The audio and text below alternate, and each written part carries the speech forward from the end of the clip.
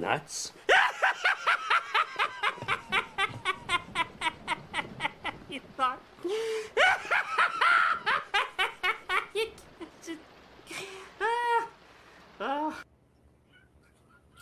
Well, it's another day, guys. Day 28 on the 30 days of Stadia games and entertainment. And I can't believe that I've been streaming for 28 days straight. I can't even, it feels weird because it doesn't seem like it's been this long. Like, I'm trying to think, what was day one like? Like, when I came out here and said, okay, guys, I'm going to stream for 30 days, like, I can't even remember saying that. It just feels like it just happened. I don't even know. But anyway, guys, it's good to be here. It's good to see you all. I see Maker of Chaos front and center in the building, starting trouble as usual, and that just makes me feel good. It's 4 people watching so far. Make sure each and everybody like, comment, and subscribe. Guys, it's getting deep now, man. We're getting there. Like, we are getting close to the end.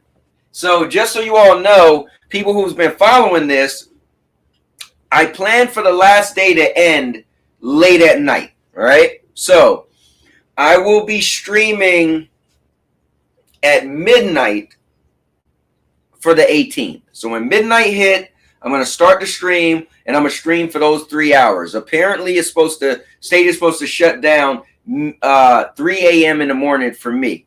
I personally want to be playing a Stadia game and watch it just shut down.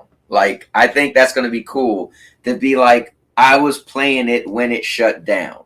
I hope when it shut down, there's so much traffic on Stadia. I mean, it's going to be 3 a.m. my time, so I don't know how many people are going to be playing it all over. But for some people in the UK, like, it would be cool if, like, so many people are playing Stadia and it's shut down and we all say, wow, we were there at the end. It's like, imagine if you were in the Matrix and the Matrix shut down. Why you was like, you know, dodging a bullet or something. Anyway, so if you're new to the channel, guys, I call myself the Cowboy King of Content because that's what I do. I do podcasts, vlogging, gaming, and reviews, plus more. So you get a lot of everything on this channel. I like to pride myself as the most authentic person you know, because if I say I've done something, there's a video on this channel that proves it exists. So you could catch my wedding on here. You could catch my honeymoon in Mexico. I vlogged every single day we were in Mexico, so you knew every single thing we did, just about. Guys, every birthday, Christmas, Valentine's Day, it's on this channel since the last, I guess 12 years now, because it was, I think October 2011 is when I put this channel together. Something like that. Or it was either November 2011. But anyway, guys, yeah, so let's get into it. Doing my tribute to Stadia. You know me, I go hard or go home. So this is the best way I could feel to send Stadia off by streaming for 30 days straight. So I'm going to grab a chair. I hope you guys grab a chair. And we're going to get this thing cracking.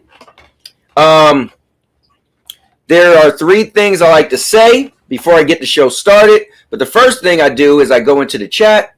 and I see the first people that was there. Maker of Chaos in the building. Rest in peace, Stadia. Hey, there you go. Also, just to let you know, if you're new, I only stream 4 days a week, which is Monday, Tuesday, Wednesday, Thursday, and I stream at 5:30 p.m. Eastern. I only ever stream later if I'm like hanging out with my friend Obi Rose Kenobi on his channel. He streams at 5, and then I would stay a little bit longer and stream. But for the most part, 5:30 p.m. I'm here, and I put out daily content. Like guys, I stream 4 days a week, and I put out daily content. It's on the channel.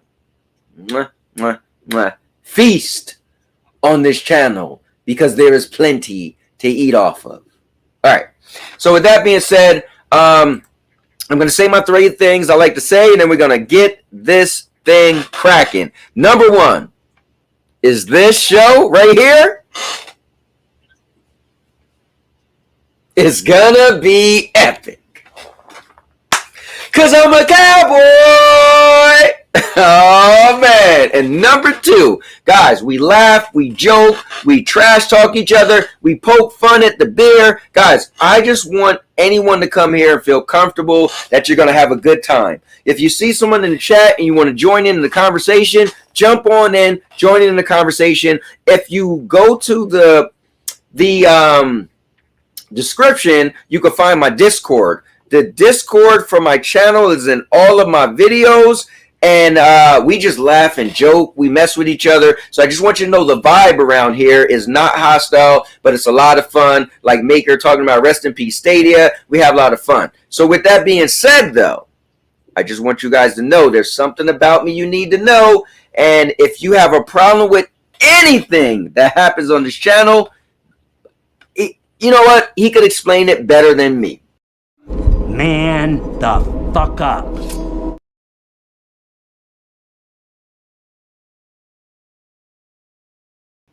Because I'm not here to babysit grown men feelings. So we're going to move on. And then the last and final thing I like to say before we officially kick the show off is, guys, I live my life epic. Everything I do is epic. And that's simply why when you see my intro, you'll know that it's epic. So with that being said, let's start this show. And now, your mama knows. Bruce, unleash the baby god dragon!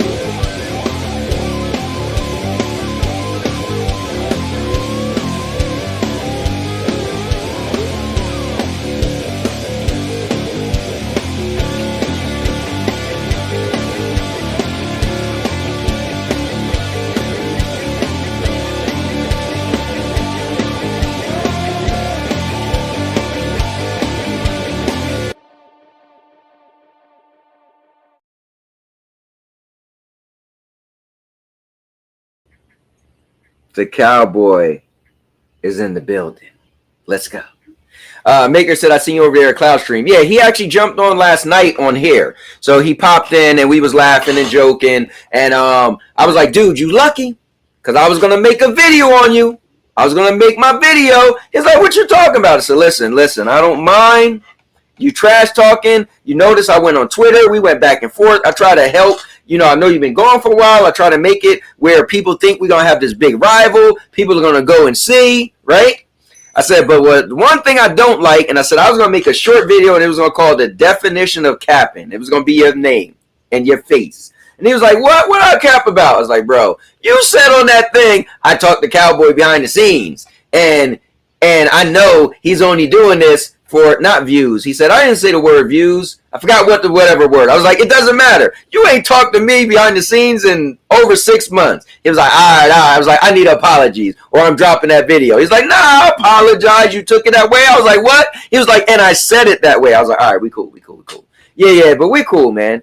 It's just, it's content creators. We have the liberty and the freedom to use our creativity how we want. So for me, when I made my video messing with K9, he understood it, right? And he left it alone. He didn't make a response video back, right? And I'm trash talking. That's why I always say, man the F up. I'm not here to babysit grown man feeling. It goes for me too, right? So if somebody wanted to make a video on me, it goes for me too. So it's a lot of fun, man. A lot of fun. Let's see. Maker said they had a few on there hounding him. Oh, okay. I mean, so listen, I've always said, like, if you disappear for a while and then you come back, I mean, he was gone for over 6 months, right? If one thing, your viewer's going to move on, right? So it's going to be hard to get everybody back. 2, people aren't going to believe in you the same way because what people want on YouTube is consistency. Guys, me personally, I'm one of the most consistent people I even know, right? For a small channel, when you're a big channel, you kind of are pigeonholed to have to be consistent. Like you can't switch up, right? So I think when my channel gets big one day, it's going to be cool because I'm consistent. This is what I do. But some people, man, yeah, I mean, they're gonna get on them. You know, they'll get on me the same way. So I seen that, you know, his views was like when I jumped to the very end and it ended and it was like 16 people watched, right? But that makes sense. So you just got to build people back up. That's why on Twitter, I made it like we were beefing, right? I wrote back and forth, oh, this and that, right? I don't really care. We do know we never met in person, but we exchanged phone numbers. When I was going to get a PlayStation 5, he was going to drive me to Delaware to a place he know that had them. So I think we're kind of cool. And so I felt I could do my part since and again, we never spoke. He just came back and point fingers at me and Doc. And I'm like, all right, we could play this game. And I would have went over there, but I was streaming the same time. So I'm like, oh, well, you know, I can't be a part of it. So he actually said last night that he planned it that way because he knew I wouldn't be able to come so he could be able to trash talk and run his mouth, which is cool, man. I like it. But anyway, my wife said, don't be taking all day today. So, you know, I'm going to try not to take all day today. So let me fire up Stadia. Let's see. Put up the Stadia. Let me actually separate Stadia because I want to update my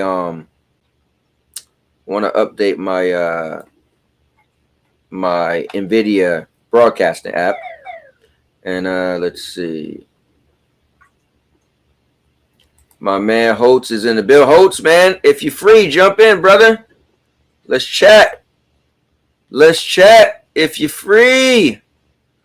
Free falling.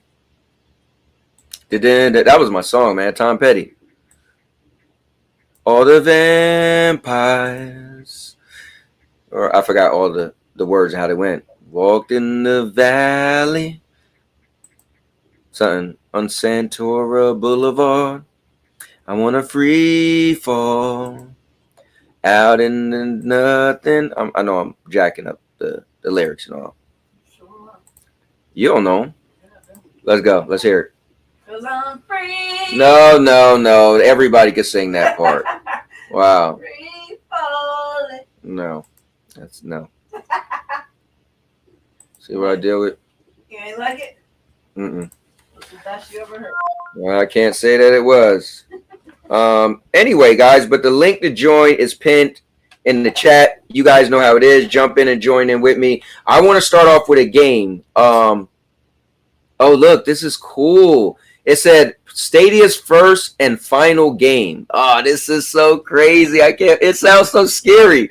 They put it at the top. Stadia's first and final game. How crazy is this? Was the first game that Stadia used on a platform. So I got to play it. It's called Worm Game. I've been playing it. And let me play the stage that I'm on when I die.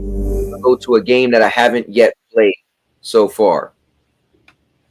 But with that being said, guys, we gotta give it up for none other than I call him. He's my guy. He's also your guy, but some may know him, as we like to call him around here, the accent guy. Let's go, cause Holtz is in the building. I was just laughing at Sandy singing because at the same time she said it, I was like, "Cause I'm free, free falling," and then you went, "Everyone knows that part." I went, "Free fall." That's it. Yeah. So Sandy, Holtz said he was laughing because at the same time you was like, "And I'm free." He said the same thing, and then I was like, "Everyone knows that part." And he was like, "Free falling." Yeah, that's it. That's all we know. It's like, oh well. Oh, that's great. Holtz, did you let me ask you this. Have you turned Stadia back on since or no? last time I was Jackbox, the one when I done it with you. Okay. All right. So you never played, they said the first game that was ever on Stadia and the last game is this worm game. Really? Yeah. Yeah, so they added a new game, which is cool, man. Like Stadia added a new game. It's kind of cool when you think about it. She said that's not that cool. A new cool. game, that's that. Yeah, I'm playing it right now. This game right here is called Worm Game. Well, I actually interpreted that you said it was the first game to go and then the last to go. I was like, huh? Yeah, so that message just showed up today. That wasn't here yesterday. So yeah, what they're saying was if you played it, if you go to the credits of the game, and I'll do it. Well, look what you made me do. Access it when the store was closed down. No, so here I'll back up. So out of nowhere, right? I had put this in the chat. So in the chat, I was on Twitter one day and Stadia put out a post, and the post said, "Guys, we thank you for being a part of us, and what we want to do is give you our last final gift. And here's the very first game we ever used on Stadia. It's not going to win Game of the Year or anything, but this is called, I don't even think they said it's called Worm Game, but this was the very first game we ever tested on the platform. And they said, we're giving it away. So then that day when I streamed, the moment you turned on Stadia, it was there. So like if you go to Stadia right now, it'd be there. Technically speaking, is this a Stadia exclusive? Yes.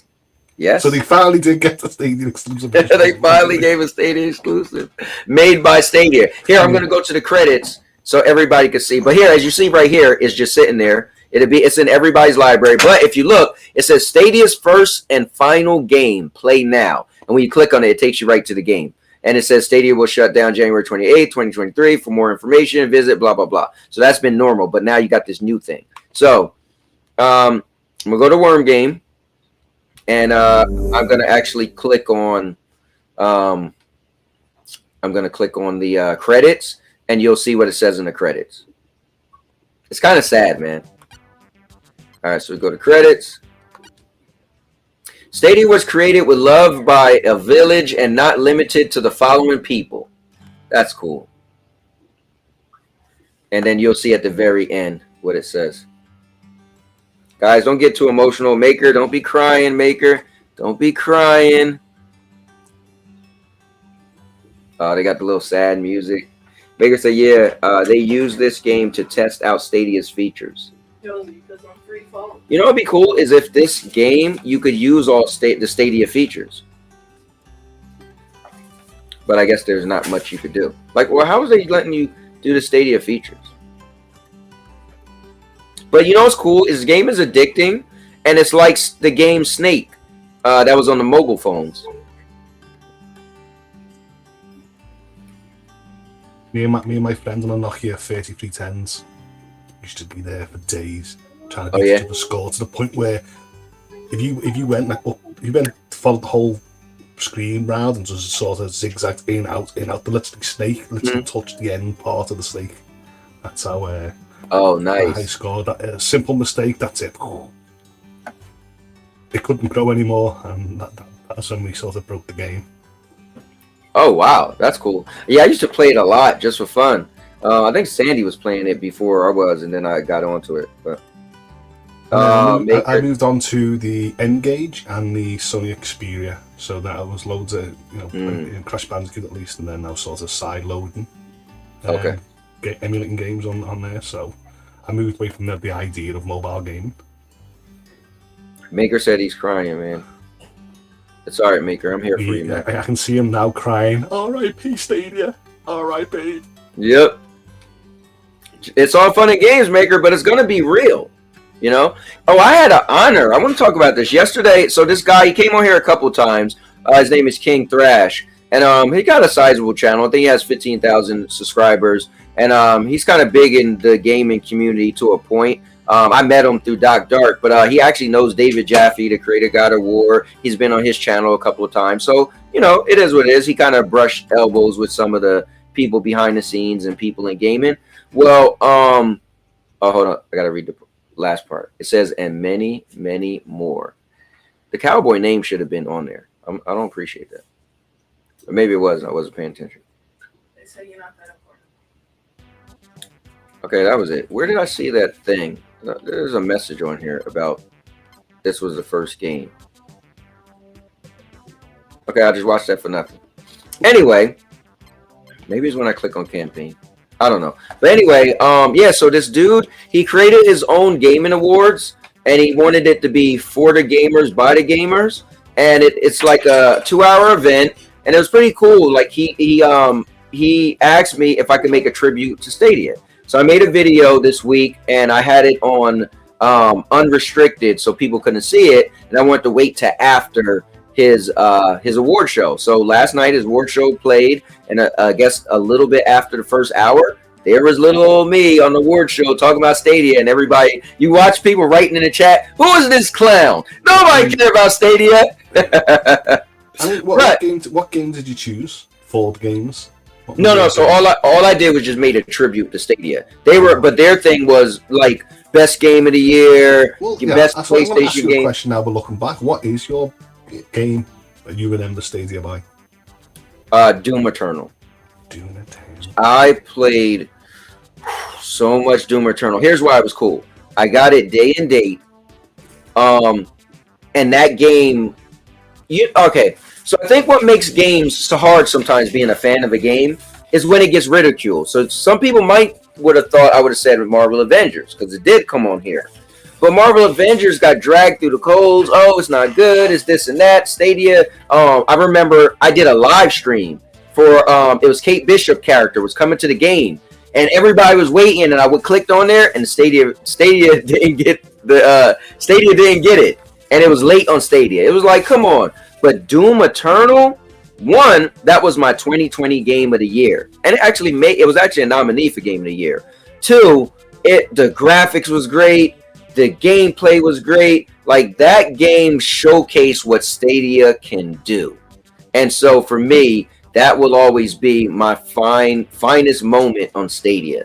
As far as a game I played on Stadia, it's Doom Eternal. To me, it was one of the earliest games that I actually bought. It was Final Fantasy 15.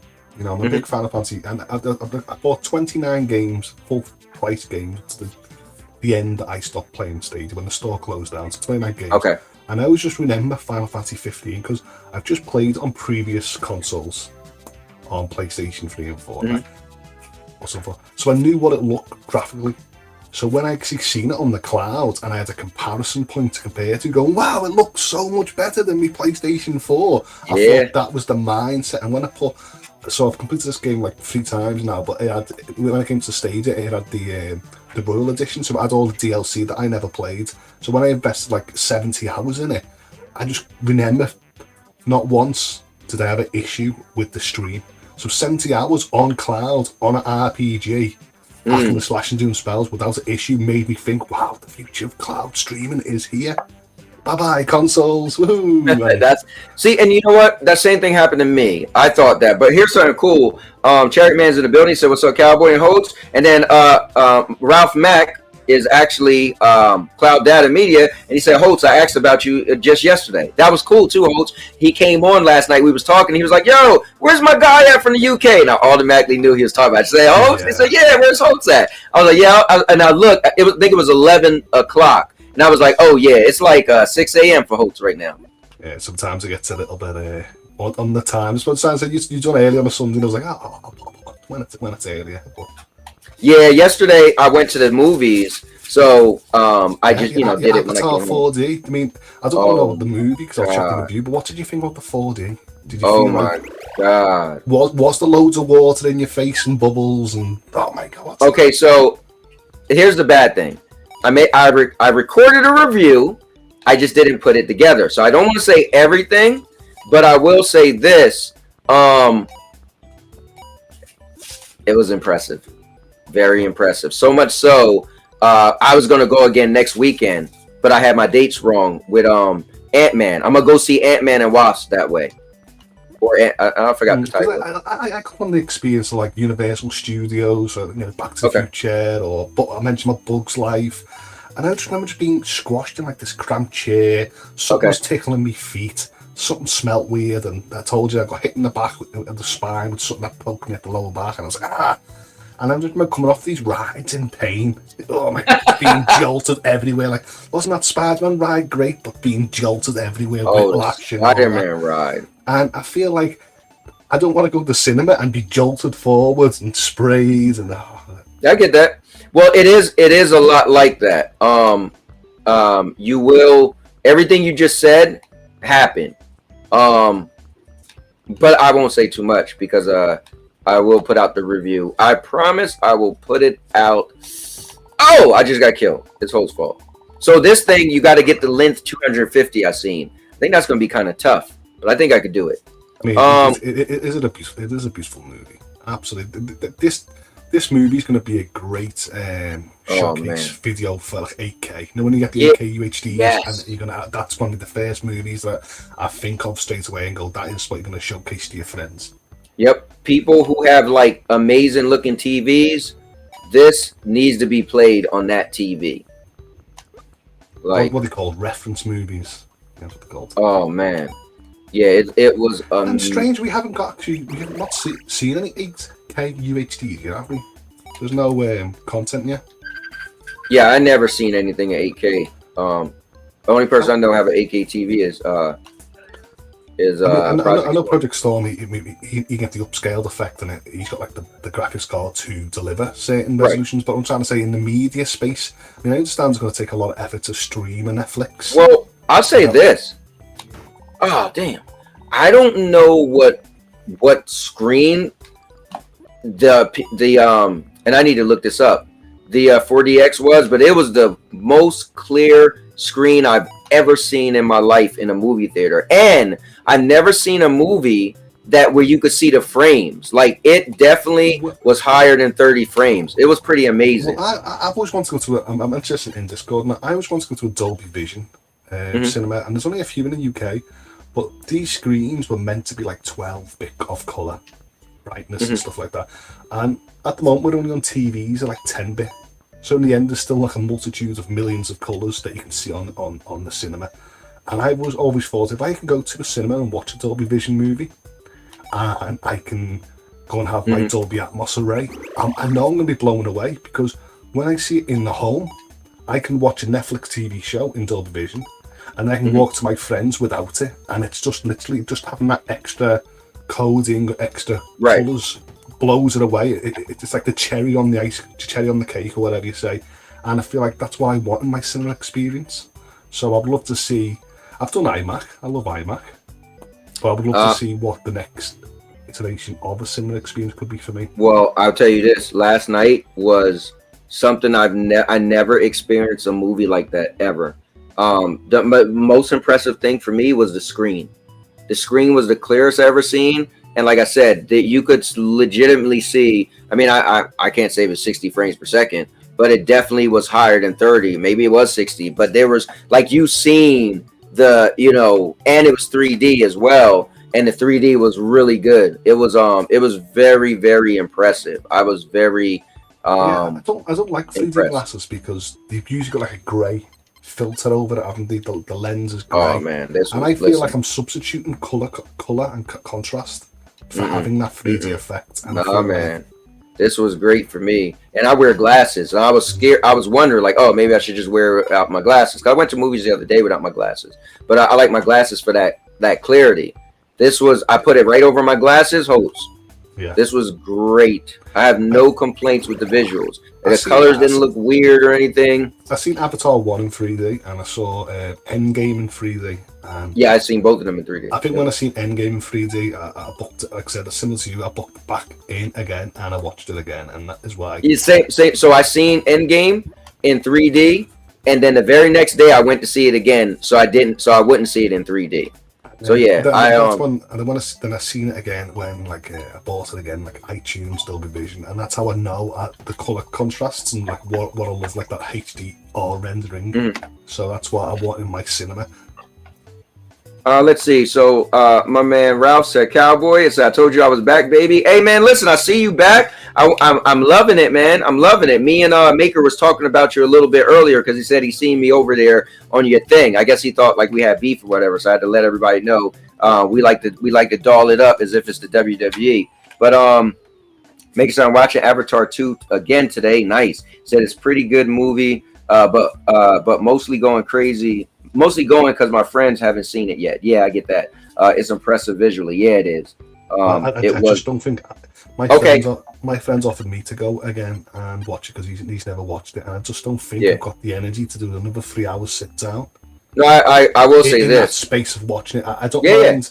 I don't mind in the future when it's on like Disney Plus or there's something to watch like a 8K TV or something. I'll watch it again, but I don't think I've got the energy to sit there for. Yeah, so I don't watch a lot of movies over. I only watch a movie again if I'm like really, really like that movie, and I can't say that I would actually sit through it again. That I wouldn't do. Well, I don't know if this is actually true, but I've actually seen some YouTube videos where CGI artists are sort of saying no, they don't want to work with Marvel because of the demands of the movies and the TV shows, and that's why the CGI production is sort of dropping in these movies. And I'm like, oh wow, I've got loads of Marvel movies coming up in the cinema, and I don't want to go there and not have like the most epic experience. Yeah, because that's what I was thinking about Ant-Man. I'm like, oh, this is gonna be amazing. But Ralph said it was shot in 60 frames. Yeah, like, oh damn, you could clearly see. Whoops, I didn't mean to go here. You can clearly see that how good it looked, man. And then the frame 60 frames is like 24 for one eye, 24 for the other eye, and then stitched together a few frames to put the video together, maybe. Yeah, I have no clue. I don't know I don't know how 3D works. I don't know how that works myself, like, but yeah, I don't know the technical details. Darn it, that much. But yeah, man. All right, so I don't want to get stuck playing this game. Because in the cinema moments, they just left it at 24 because they thought like the eye couldn't reach in certain instances past a certain effect. So, I'm not sure. But it was really a good experience for me. I'm definitely looking forward to seeing it again. What I did last night was cool, Holtz, is I did a review for Avatar 1 and Avatar 2. I did it live because I actually just watched Avatar 1 again last Monday. So I seen it fresh after all these years because I only ever seen it once, which was in the movies, and I actually fell asleep on a lot of it. So it was cool to watch it again. And after last night, I actually found newfound respect for Avatar. I actually could see it as a legit, franchise where they go on and on and on. Before Monday, I was like, I don't care about Avatar. I don't even care to watch it. When we only really was going to see it because of the 4DX. I was like, oh wow, I want to see it. I want to see a 4DX movie. So, but I think it was cool just to look at Avatar differently than I did a week ago. Got a little more respect for it. I mean, it's the beauty, isn't it, of what the world is, the whole world. Oh yeah. Moving from the mountains to sea, if it was to hold the title set. Well, I think that's the thing. If it was just the same story, right, with the same the same characters, but like it wasn't all like the background wasn't beautiful and like all these crazy looking creatures, that it wouldn't be the spectacle it is. But that's what make it extra. I thought narrative, it was the same, what I mean? Humans come to Pandora and blah blah blah, and learning curves and this and find love and whatever. And I thought it was the same narrative, but it's not bad. Yep. I just thought it wasn't. You can definitely see where the narrative is going in part 3, because it was always mentioned in the trilogy. I just maybe wish it came out a little bit sooner, close to one. But I say this though, it taking that long. If it came out sooner, would it look this good though? That's the thing. You know. So, you know what? It was. Listen, it was cool. It was good. It's not like it's the end all be all. To us, we're saying it looks good to us, but I'm pretty sure like these creators are shooting like 16K. Their reference material that they've got, they're definitely shooting it in a resolution that we will never see in like another 20, 30, 40 years. You think that long? Well, how long would you say upgrading resolution is? Every 8 years-ish? 10 years? Like, has 8K been standardized yet? I'm not sure. Well, you're right. No, it definitely isn't. You know when stuff is being standardized is when your cable box can do it. Like when you start seeing your native cable nowadays, that's going to become a thing of the past soon, a cable box. But when you see like your actual cable company cable box can actually do that, then you're like, oh wait, that's like a normal thing, because then it's going to be in a regular price. Like, oh yeah, you get cable and it does this, versus you got to get some type of special box. I'm fed up with my provider, because when I actually get Disney Plus or I get Netflix, I can actually opt in for like the best tier 4K Dolby Vision. And I've actually had HBO Max from the United States, and that's had it, and it's been a great tier. And I put BT Sports on, which is, and I can get 4K on that, and I get everything else. But then my subscription to like sort of Sky TV, which will have like The Last of Us on it and all that, they only go up to 1080. And I'm like, well, I'm paying roughly the same for Netflix or HBO Max and stuff like that. Why are you offering 4K better HDR standards? And they're just so lazy with the approach. Yeah. Like, I know, like, if you buy HBO Max, you can watch it in the high. Someone can watch it in the highest quality, and I'll be stuck at 1080, and I feel like it'll just destroy what I'm used to. Yeah, you know what's funny? I haven't bought a new TV in a while. So yeah, I do got a 4K 70-inch TV in my living room that I'd never use. I'm gonna watch tonight's show sitting in my bedroom. It's weird, like I kind of back down on my viewing. Maybe when I move to Florida, I'll buy like a smaller TV, but I'll make sure it's like a really, really good TV. But I'm in no rush to I don't know, have my visuals blown away with my TV. It's weird that I back down on that, because I used to be so into that. It's like, I was watching Star Trek Discovery, and that got removed, the Dolby Vision aspect of it, because it went to a different provider. I think it was like Paramount. And I couldn't get that HDR standard in Paramount. It was only on the stateside. And I just remember sulking, going, for 4 seasons or 3 seasons I've had this high fidelity and gorgeous graphics, and now I'm dropping it down, and it makes me sulk when I'm sitting there knowing that if I only had a payment method, I could be watching Last of Us tonight or tomorrow in better standards. But here's my internet provider going, no, you're only getting 1080. Yeah.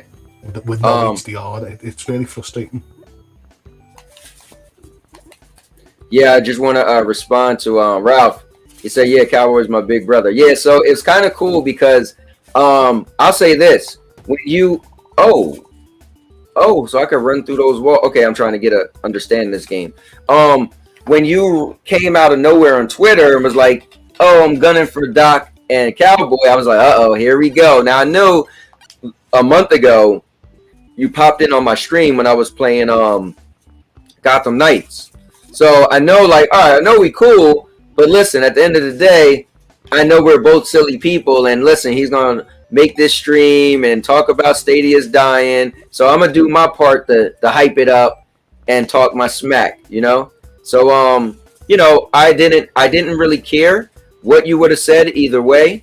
If you was like seriously, you know, doing one of your rants about me and Stadia, blah blah blah, because I felt at the end of the day it's kind of old news now anyway. So, but I am happy that you're back, and I'm happy that you feel good, feeling better, and I do want to see you stay consistent. So it's cool to see you have 2 streams today. I'm like, oh wow, he's being serious. He's coming back. So you're game streaming, you did a podcast, good stuff, man. And I just want to keep seeing you do it, because people are fickle.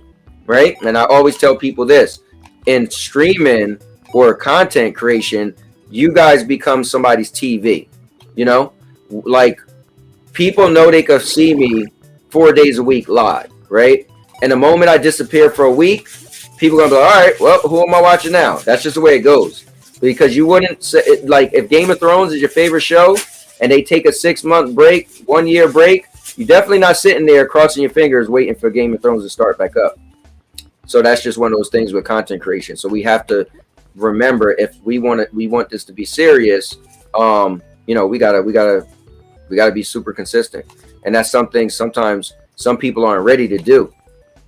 You know, it's kind of crazy, but of course you had a whole different issue, so I get that.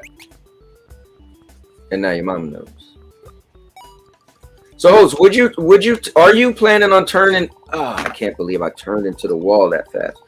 Are you planning on? And Chariot Man said this game looks hard as hell. He said, Dead Space remake is coming, guys. I can't wait. Yeah, I never played Dead Space, but it's on my list. Oh, do you know what? Dead Space. Let's see. I've got some stress. I don't really like aliens, but I love scared and living. I love scaring myself. Right. I love scaring myself. I love the fear that a game or a movie can sort of instill in me. So when I used to play Dead Space, it used to be a black room, headphones on, taking me time, walking around, hitting these weird noises. Is it? I love you. There was not, and all them jump scares used to get me the blood pumping. I can only do it for an hour before I give myself like a heart murmur or something, palpitation or something. And I'd be like, oh, that was good, that was epic. That, and I only go so far, and then I turn it off. But then as the second game came out, I was still remembering what happened in the first game. It sort of carried on with me, this fear of like this spaceship called Ishimura, what happened to Isaac. It felt like the experience, I was going through it with the character, so that in the end I felt the narrative was so great to me experience as a player what it would like to be Isaac. So then when he brought the Dead Space remake out, I think I'm more of a wimp now with age, so I feel like I'm gonna, at the end of the month, I'm gonna put my headphones on. And that, it'll just be me scaring myself. The game won't even be doing nothing, and I'll be like, but I know it'll be epic as I sort of progress further and further, and because that's one franchise that I've really loved. So I am looking forward to Dead Space. I picked up EA Play Pro in December, so I've got a year subscription, so I will be getting the Dead Space part of that. Oh, that's cool. That's cool. This almost looked like I'm checking this out. I'm like, wait, does this have crowd play and crowd choice? Oh, crowd isn't available. Okay, never mind. Why the hell they show it? Dead Space, I just loved it. You had a weapon called the plasma cutter. You used to be able to switch the crosshairs like vertical to horizontal. So in the end, you could shoot like not xenomorphs, the necromorphs with it. Necromorphs. Because they were reanimated dead. And you could like shoot the arm off, and you could just see the arm fly off. And then it sort of crawl like you shoot the leg off, you pick up the leg with kinesis and throw it back at it. And these things like, and you just panic because they were coming at you like really, really bad. And so you had these great weapons, but also because he was in a big, huge spacesuit, you could just like clunkily stamp on them and punch them, and it just felt like a great. So wait. How come you, or I don't know if you did or didn't, but what about Callisto Protocol? Made by the same guy. Did you not have any interest in that? Well, see, the whole point of the Callisto Protocol is it was a game that I was really interested in because it was a spiritual successor to Dead Space. So I was like, oh my god, this is going to be amazing, spiritual successor to Dead Space. And then once I heard that Dead Space was coming out, it made me think, well, why wouldn't I just play the game that I know I love? So then what I done was, I said this on one of your panels, I wanted to trust, instead of me investing in a pre-order, I wanted to trust what people said about it. So you know what's crazy? I looked at it as, why would I play Dead Space remastered when they got Callisto Protocol? So I looked at it the other way around. I'd rather play the newer game, the newer version of the game, instead of backstepping since I never played them. But I get in your angle, you're like, well, I'd rather play what I'm used to. But it's like the same, isn't it? It's like, imagine someone saying, for example, here is a spiritual successor to God of War.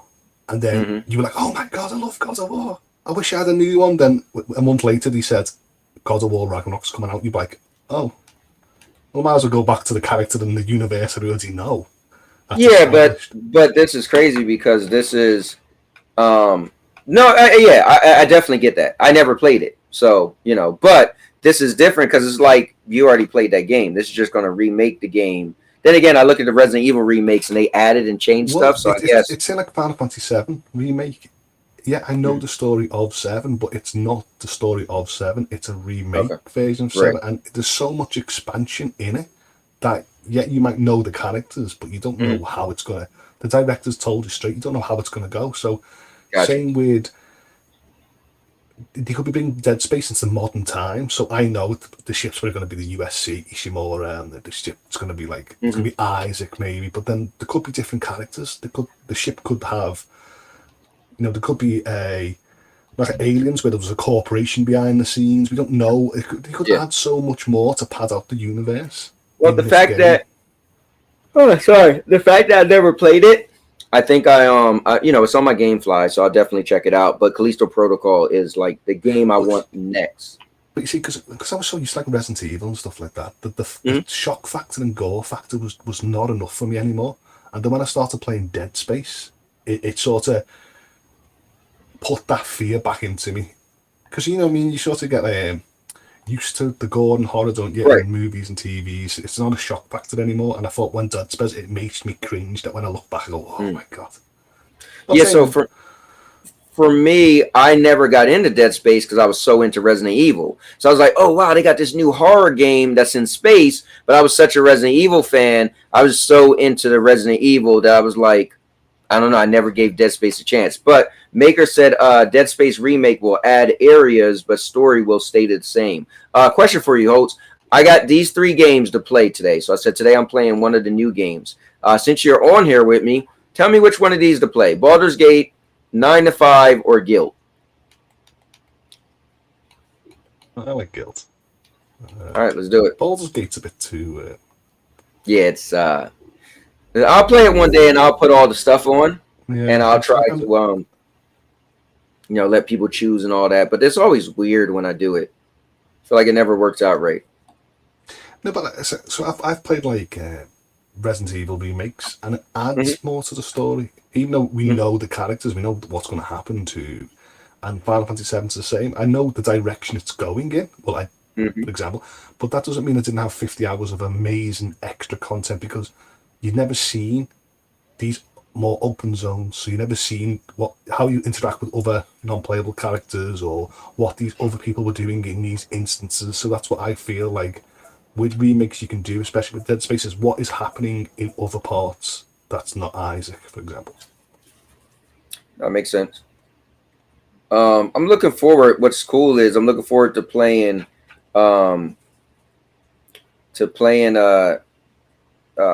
Callisto Protocol and then playing Dead Space. See the difference. What I loved about Dead Space, it was one of the first games, because what happened was in that time space, people were actually starting to take sound engineering in games serious.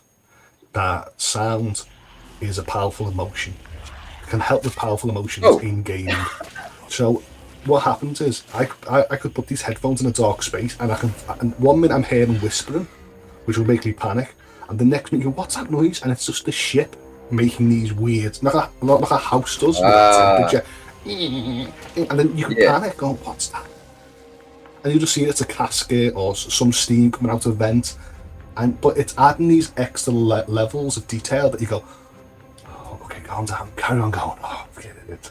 And you just think that, like with Resident Evil, zombies constantly bombarding. With this, it's not. You can go to certain rooms without actually not seeing an enemy, then seeing something, you're like, oh my god. It just tricks you in. It just feels like you literally are isolated on the ship, and I thought it was amazing. So do you like that better than Resident Evil? Oh no, see. No. Resident Evil was always going to be the king of horror. I was just getting, I mean, especially when I talk about like 1, 2, and 3. I did like 4, but when we started getting 5, 6, 7, 8, I saw, when I started going too action packed, I think 5 was the last. I think 5 was the last one I really, really, really tolerated. But that Why? I only liked it because it was co-op with my friends. What we done because Okay. when I found out like the G&T virus and what Umbrella was doing and you know Wesker and stuff like that, I thought that was my Resident Evil. Then when they started moving it to, I mean, I didn't mind Code Telling Veronica. you, Part 4 is what sent Resident Evil down the hill.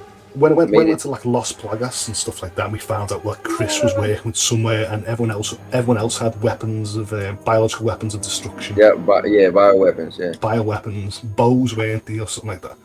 And I just thought, oh my god, where I like the narrative of just it was a set of people that was trying to uncover what Umbrella was doing, and Umbrella was always one up on them in the next game, and then you found out something else. And when it sort of evolved. And then Wesker's just constantly going, I've got the Los Plagas, I've got the G, the T, the Veronica virus. I just thought, it's getting tired of this. Yeah. So, and then when he brought in, like, the creatures in 7 and Village, I just thought, nah. I needed to go back to where it came from. Let's see. Yo, Chill Gaming, what's up? He is in the building, my man Jers. Maker said, I'll be honest, I get more spooked from the original Dead Space than any Resident Evil. LOL. He said, but yeah, Resident Evil went far more action than horror, just like how Dead Space 2 and 3 went more action than horror. That drives me crazy, Dead man. Space 3 literally just went to action. That was they even brought the co-op element in, like we just talked about Resident Evil 5, and it just felt like not the same level of horror. I think horror games just has to be just you, environments in the game. Yeah, they was following, the Resident Evil success. I think the thing is horror games, right, is kind of like oh, wow, is it niche, is it not niche? But then you figure Resident Evil started adding all that action, and that definitely took it somewhere different. Well, see, with me, like, I always remember the moments, like, say Resident Evil 1, when a dog would jump through the window. Oh my god. A crow would attack you, or you'll hear snakes on the floor. What the hell's that? And you're getting bit and getting poisoned, that crap. And I like that. But then when they started putting quick time events where it'll cut to a cutscene and then Leon has to run, you have to button mash something with it and it instantly dies, I thought, nah, you're taking it away from what it is. I want that shock factor, and then it's up to me, fight or flight situation, where that's what I like, not going to button presses, quick time events or whatever. And what I loved about when Resident Evil sort of evolved, I remember like laughing, especially when they brought the GameCube Resident Evil one out. Oh, look how slow this zombie is, and then it ran at me. And I remember when the zombie ran at me the first time, I was just in shock, or, haha, I'm in a save room, you can't get me, and then people started, yeah, we can. Or, having the nemesis just constantly barging through stuff, and you're like, why won't you, just having that kind of thing, why won't you die? You're breaking the walls here of what I knew was what a zombie was. But then again, like I said, in the Los Plagas in Resident Evil 4, I remember being like cocky and just getting me eagle and shooting the head, and you're like, you're dead. Then that big, what the hell is that? But, oh man, yeah, you're speaking my language, man. I'm a big fan, and I just want to see more. I want to see them do more. I don't know. I wonder what the next Resident Evil is even going to be like. Darn it! I'm trying to. So this is cool. This game, right? I played and beat it, and I haven't played it again since I beat it. So I'm checking it out now, and there's these little things you find, and so I'm looking like, wait, how do I find this thing? Well, you could see it, but it looks like I can't reach it. But it's always one of the things where you're just not looking. My problem is, and I've mentioned this before with RPG element games, stuff like that, and it's the same with action games. I have the same problem. I hate when they add the suspense. So say I'm talking about, I don't know, Resident Evil 2 remake, the start. Okay. And I can clearly see other pathways. Like if that was me, I'd scale over that way to get into that police station. But what the developer wants you to do is sort of zigzag in between the zombies to add more dramatic effect. And you're like, but if that was me, I can clearly see the flames are low there. I'll just jumped over that flame. I'm a bit on fire, drop and roll in the police station, that will be me. But what they do is they intentionally force you down pathways just to add suspense, the action, and I feel like, oh, that's not what I wanted. I don't like when I'm getting forced down a path just to add. Yeah, but you can't help it because that's what they do, you know. Let me see. So what's going on, guys? I am playing some Guilt. This I think this is gonna go out as a Stadia game also, right? They never put this anywhere else, right? Nobody never picked this up, right? I'm not sure. But Yeah. I mean, that's why I like Dead Island when that sort of came out, and then I had certain pathways I could choose, certain approaches I could take, certain enemies wielding weapons. Never got into Dead Island. I was looking forward to come to Stadia #2. Yeah, what's cool is I think that's one of the PlayStation games this month, right? Dead Island 2. Dead Island 2. No, the new one's come out. No, oh, no, I'm thinking Left 4 Dead 2. Left 4 Dead. Sorry. Yeah, Left 4 Dead 2. I mean, I played Dead Island, played Resident Evils. I never really got into Dying Light. I got into it at the start, but then I got fatigued so fast. Yeah, I tried to give Dying Light a chance. It just never stuck with me. Which is a shame, because like when I was playing first-person games like Mirror's Edge and Dying Light, I really enjoyed it for the first 10 hours. And then after that, it was just very boring. And that's why when I heard like Resident Evil 7 and Village was going first-person, it just went, oh, you're sort of destroying my experience of what it is to be in a horror. I know it adds suspense, I guess, in that camera view, especially if you're in your VR, but to me, I'm like, nah. Yeah, I agree. I personally want, like, I didn't like Resident Evil 7 for a bunch of reasons. One, I didn't like that it was first person. Two, I also didn't like that they stripped so much away from regular Resident Evil that always felt it was a good horror game, but it was a bad Resident Evil game. Like, it really shouldn't even been Resident Evil. But then you see that they stuck with the character, Ethan. So I was like, okay, well. And even Resident Evil 8, I just wasn't that into as well. Something inside this little cage. Don't know that's the thing. Like, even if you see like Chris Redfield, meant to me, I know he was just being a pure badass, but over the years, it's just like he's working with different organizations to stop bioweapons. I just thought like, maybe it's because we're so used to like the nostalgia, the first ever Stars team and how they done this and Stars, Rebecca Chambers and them. Oh man. Let's see. How do I look at my stuff? There we go. Just messing around with this game a bit, guys. I hate all that stuff as well. Like it was like Resident Evil 5 when like Jill had like that like Lost Plagas badge on it and it was sort of manipulating it. And you have to pull it off, and you know when people go, you have to fight it, fight the infection, and they go, Chris, is that you? You're like, no, you're just being infected by the most deadliest bioweapon ever. You shouldn't be able to break out of that so fast. Hey man, you know what's so hard is it's a video game. So it's like, how do they make it this thing, and at the same time keep it realistic, but also make it a video game? Let me see. Oh, Purple is in the building. What's up, Purple? Chilled Gaming said Dying Light is dope. Make it care. I said Guilt. He said they said they are working on a port to the other platforms for Guilt. Okay. Yeah, I wonder if it will ever go somewhere else. And let's see. Purple said this game will be on other platforms. I received verification from okay, gotcha. To Kill It Works. Let me see. What's up, Purple? What's up, Chill? Purple has a sore throat. Well, the cool thing is you can write. So, I have sore throat, thinking it's the dry air. Purple, wait. I overheard either you or somebody said you were in Texas, and last I knew you were in New York. Or do you live in Texas now and no longer New York? The other day it was like 55, 60. Now it's like 34. Yeah, that's crazy.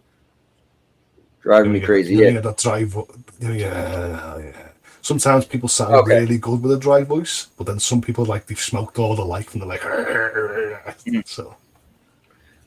Yeah, no, I agree. Holtz, did you like this game? I did. I Yeah, I did enjoyed it. too. I had a really good experience with this game, man. I was very happy for when I got it and the time it came out with Stadia, and I remember telling my friends, "Oh, come on, you'll love it," and stuff like that. And I've seen many creators play this game, and I've sat in their chat and watched them play it, and I've only just seen positive, love for this game. I've never seen anyone say, "Do you know what, this game is not for me." And Yeah, my wife and we beat this game, and I want to say I think this might have been the first game I bought on Stadia. I'm not sure. I gotta look it up. I'm trying to remember what was the first game I bought, but that was cool. Look, I just like freed a soul or something like that. I mean, my first game, I never bought any. I had no idea how Stadia was going to work, so I was never going to buy games. And initially, because I was so happy with Destiny 2 getting bundles in with the sort of Stadia Pro. So I remember buying my Premier Edition just to play Destiny 2. And then when I seen that game run smooth, then that's when I started bombarding myself. Literally, on day one, I must have bought about 5 games. Because then I was like, well, what would a fighter look like? What would an RPG look like? What would this game look like? And I just remember just having the time in my life. And I owe it all to you, Stadia. Yeah, man. You know what? It's funny. I wish they would have released that that little game before. It is addicting. It's kind of cool. Reminds me of a Snake. It would have been cool if they showed that before. And I wonder, right, why release that game? Well, what I'm assuming is they never intended to give us that game, but now it's like, a love letter. Hey guys, check out the game that was first on Stadia. It's the last game on Stadia. But it's a fun little addictive game. So I'm curious why they just never put it out and said, hey, this is the first game we ever put on Stadia. It's interesting. It wouldn't have solved nothing, would it? Just people to be not at all, people but that had in the library. Yeah, that's true. Not that it would have solved anything, but I'm shocked that they just didn't put it out. I'm playing this and I want to go back to it. I feel like I could beat that stage. I know I can. Man, so do you think you will turn Stadia on again before it's over? Or no? Well, see, I was watching you guys talk about games the other day. If it was you and Rudigs mentioning certain games that you're playing and stuff like that. And I was like, damn, it's a shame that no one in the community really played, like Dragon Ball Z, Xenoblade, Attack on Titans, the RPGs that I really loved on there, so we're talking about Dragon Quest 11. And I know at the start, I was really in love with the community playing Grid, but then that sort of died down. I know there was a racing team and stuff like that, but I just remember thinking to myself, if I could get some people to play these games with near the end, I would definitely jump in for a few fights. Or like if someone said, do you want to play Grid? I'd be like, yeah, okay, let's play Grid 40 event before it goes, yeah. But a lot of people are focusing on different genres of games that they like, and I'm like, oh, it's just a shame that. Man, Purple says she drove to New York, from New York to Texas and back. That is deep, man. Most of my farthest drive I ever did is I'm a big fan of Florida, so I've went to Florida so many times. That's 8 states. But New York, wow, New York to Texas, that's a lot. Got me beat. Let me see. And let me see. Fastest I ever drove from New Jersey to Florida was 12 hours. Purple said, who are you, Sanchez Gaming? LOL, you sound like the IRS. What did he say first? Oh, he said, hi, Purple, but you reside in Texas, just working in New York City. So here's my thing. All right, so we're going to speculate now. I want some of these characters to come out. I want to know who's Aminar, number 1. I got a feeling Aminar is somebody we all know. Watch Aminar be like MM2K. Watch Aminar be like Hopes. Watch like Aminar be like Rock. Aminar is going to be a big Stadia fan. Watch. Or he could be Maker of Chaos. But Amanar, we're gonna find out. Sanchez, I'm telling you this now. Sanchez, go ahead. I would love it like the death of Stadia. It's like the mystery gang. I would have got away with it if it wasn't for Stadia's death. Oh my God, it's Holtz, Amanar, it's Holtz. Yeah. Listen, hear me out now, okay? Whoa, almost got electrocuted. Sanchez, okay, is Mr. Urban World. Remember, I said it here first, okay? Just like who was that? I said me and Urban, we could be like sort of, we have similar interests. It could be like Dr. Holt and Mr. Urban World, like Dr. Jekyll and Mr. Hyde. Let me see. Sanchez said, "LOL. Just always believed you lived in Texas. I've done a few videos from Texas, but mostly live in New York." Let me see. He said, "Rest in peace, Amanar." I think the people in chat were just too lazy to switch accounts or whatever it was. Maker said, "I never tried to be somebody else." I like his detective brain just before the end of Stadia.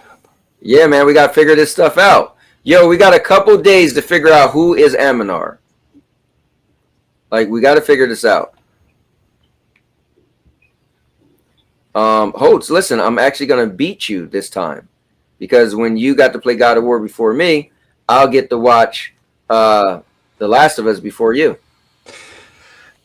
My life has been destroyed because of American TV shows. And I've said this before, right, is because back in the college days when pirating TV and stuff, when I was pirate TV, I was sick and tired of getting on the internet and finding out American TV shows. Because say it was like 3 o'clock in the morning, and I used to get up before college, and then someone's always ruining the TV show.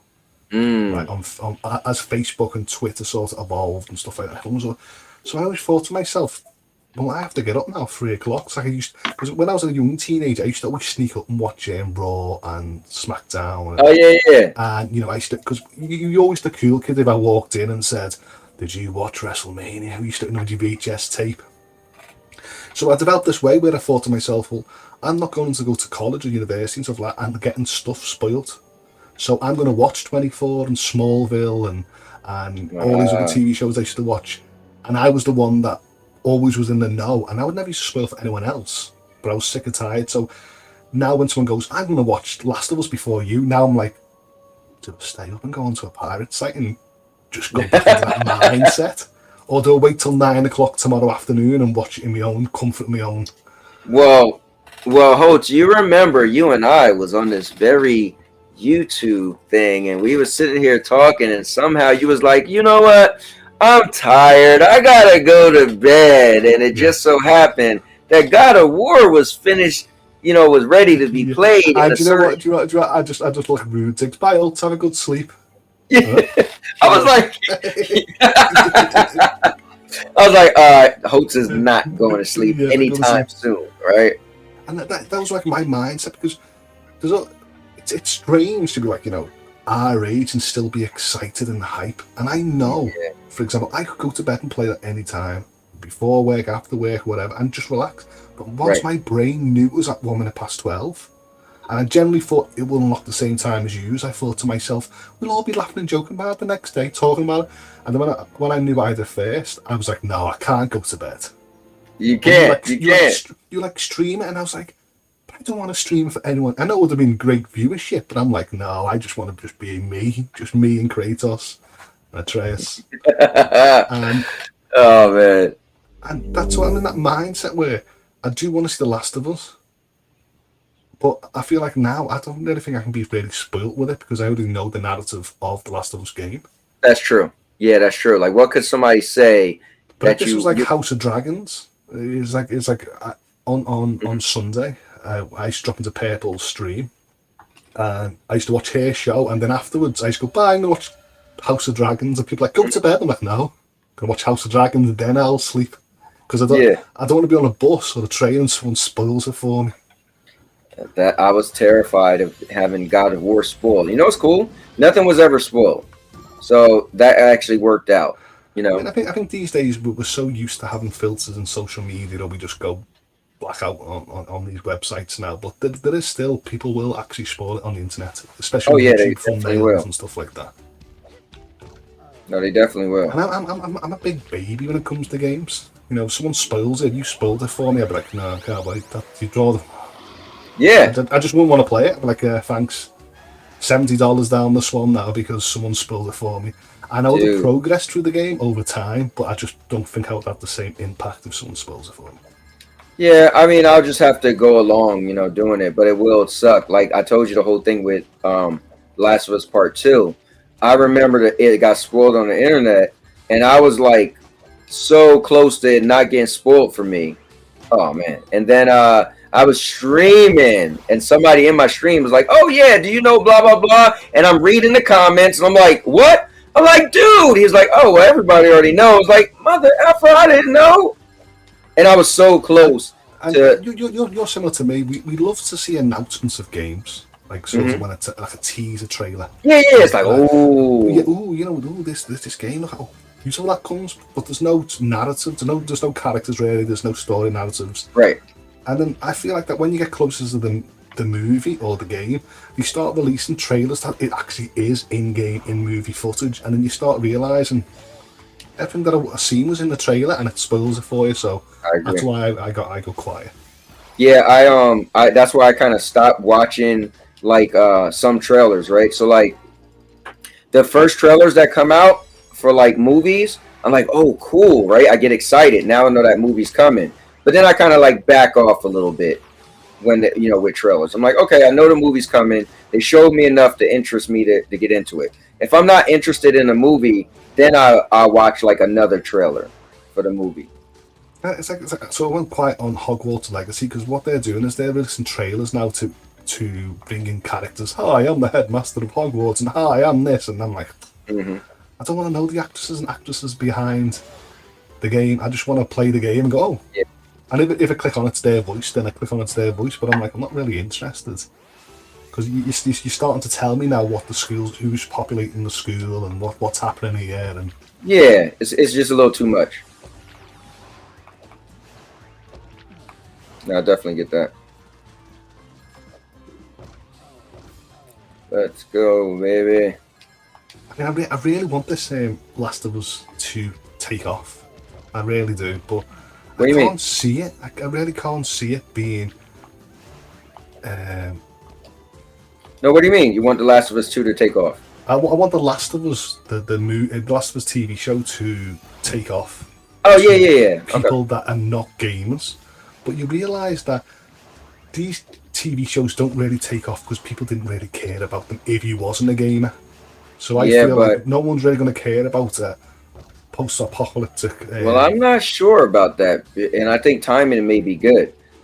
There's such a big fans of The Walking Dead, and The Walking Dead ended, so there's a lot of people who want more of that. That's true. You know, I look at it that way because I just finally watched The Walking Dead. I finally caught up with it. And I'm like, oh wow, it's so crazy to think it's gone. I still don't know how you push through that. I really don't. Well, I'll say this. You know what's cool? The last season was really good, so I'm happy about that. I enjoyed the last season a lot. Like they definitely like cut all the little nonsense. Each episode I felt was pretty meaningful. Things actually happened, and so that was really cool for me because I was so tired of. Like, man, like nothing happens. They take a whole episode watching somebody like Carol chase a mouse, and it just got silly. Last one I seen was like it was just like Omega in it and stuff like that, and it was. Oh yeah. You've sort of built up the town now with like sort of how civilization would have been before machinery and stuff like that, and it was just like, look, I'm breaking the ground. I'm walking outside and there's no zombies, but I'm being drama with this other person now for no reason at all. And then I'm like, oh. Sanchez said, "Rest in peace, Aminar." Maker said, "I've never tried to be somebody else." Fair enough. Yeah, I think what was really cool about the last season is they was in that place called the Commonwealth. Did you see trailers of that? Do you know anything about it? See, I must have about two 3 seasons. I think I'm on to season 7. Okay. Is it 10 seasons? What 10 seasons? Yeah. Yeah, so I give about 7. It was just. I think what happened was after like season 5, like the tanks and the breaking the prison, and like Negan was a nice twist, but then after that, it was just like I like Negan as a character, but that whole environment that he was in and stuff like that, people are resources and stuff like that. I'm a nice guy, and no, good point. You need to have that big bad, and I don't think like. Yeah, but they made the big bad alpha. Yeah. You know, they kind of always had somebody. The only problem with me and Walking Dead was the formula became repetitive. It was always a big bad, and it was always them trying to go to. First it was them journeying, right? They never really had a home. They always was on the run. They find little places and then they go. Then it got to the point where every season they find a new place that's their home. They're sitting there and they find a big bad that want to come destroy their home, and that's what you got over and over, over and over, over and over. I mean, did you actually watch all like the Fear the Walking Dead and stuff like that? No, I didn't actually. No, I never seen anything else. Now the one with the kids, oh god, looked pretty cool, but I never got into it. The one where it was about like the younger people, and they was born in this world, so they never knew anything else. Never watched that either. I just I was watching The Mandalorian and stuff like that, and when I seen characters and tie-ins to other franchises of the Star Wars that wasn't canonized originally, and then it came canonized, I was like, oh my god! Years of watching, I don't know, the Clone Wars, or years of watching this is now I feel like the cool person. My twin's like, who's that character? You don't know who Ahsoka is, and I feel like the big nerd, and I feel like that's what I want with The Last of Us. But I also want familiarity, but I also want a shock factor where it'll throw in something else. I don't want here's Joel and Ellie, here's another character, and you see the character for like 20 minutes and you die. Well, here's the thing though. At the end of it, they show that they're gonna have like 3 new shows, spin-off. So they're gonna have a show with Daryl and Carol. They're gonna have a show with Negan, or maybe it's just Daryl by itself. They're gonna have a show with Negan, I think, and Maggie, and they're gonna have a show with somebody else. So they're having 3 new shows. So The Walking Dead. I think what I'm doing is I'm turning into my dad, right? Because when I was a kid, we used to watch Star Trek together, and every time there'd be like a new recruit on the Enterprise. And Kirk would be like, hello, you recruit, are you the new recruit today? And he only brought the recruits in to die a painful death, like a short death. And my dad used to, when I was a kid, used to always go, there's no point bringing any other character in, because everyone's stuck in the same way, the same 7 people on the cockpit, or whatever you call it, the bridge. Yeah, the bridge. And there's no point bringing any new recruit in. So now I watch TV shows, I'm like, what's the point? It's Joel and Ellie, and if anyone else comes in, they're just going to die from a bite or whatever, from a clicker, and I'm like, oh, yeah.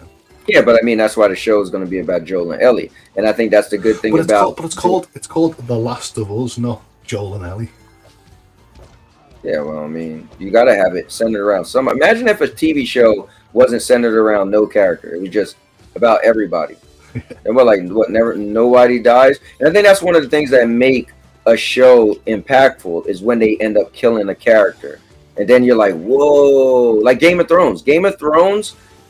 That was the one thing I ever knew about that, right? Because I didn't watch Game of Thrones for many years, and the one thing somebody said from the beginning is like, you never know who's gonna die. And that was the one cool thing about that show. Like, it didn't matter what character, but you knew everybody was on a chopping block, and so like at any moment, anybody could have died. And I think that was cool. But typical shows don't follow that. It's typically they follow Game of a Thrones. character. Usually watching TV shows, we're like, you stupid, but why did you go that way? That's so cliche. You knew you shouldn't have went that. You knew you shouldn't separate. And then when you watch Game of Thrones, they just caught you out so much. You're like, damn, I've never seen that happen. Right. It's for real. Maybe I should have went the stupid way. Yeah. Like, oh man, I had no clue. So do you think it's going to take off The Last of Us show? I think it's going to be good. I think what's going to happen is gamers are going to tune in, but then non-gamers are going to find out about the show, and it's I think what one thing that Sony is good with is advertisement, and HBO is the perfect channel to put something like this on, right? I don't know if Sony's a good at. I loved Powers back in the day, right? Oh, well, that's different. Come on, that came on the PlayStation itself. Like no Powers, yeah, okay, but it just came on a network, and I never think to myself that I really loved that TV show, and then it never clicked off, and everyone was oversaturated, and then The Boys came out on Amazon a few years ago, and I remember thinking about, wow, Sony done something like this, but it just didn't take off. Yeah. So I feel like you need a timepiece for people. No, but think about it. I feel like it was poorly advertised. They had episodes that was on the PlayStation that you could watch it on PlayStation. I feel like I didn't even realize, like, what channel was it on the station? Like, it came on the station, but yeah, I'm gonna be on PlayStation first. But like I'm saying, but HBO, right? To put your product on HBO, I think that's a big deal. But what's up, Ryan? Thanks for tuning in, man. He said, hello, cowboy. You and Doc were great on the award show. Thank you very much. I was very, very honored that King Thrash asked me, could I make a video?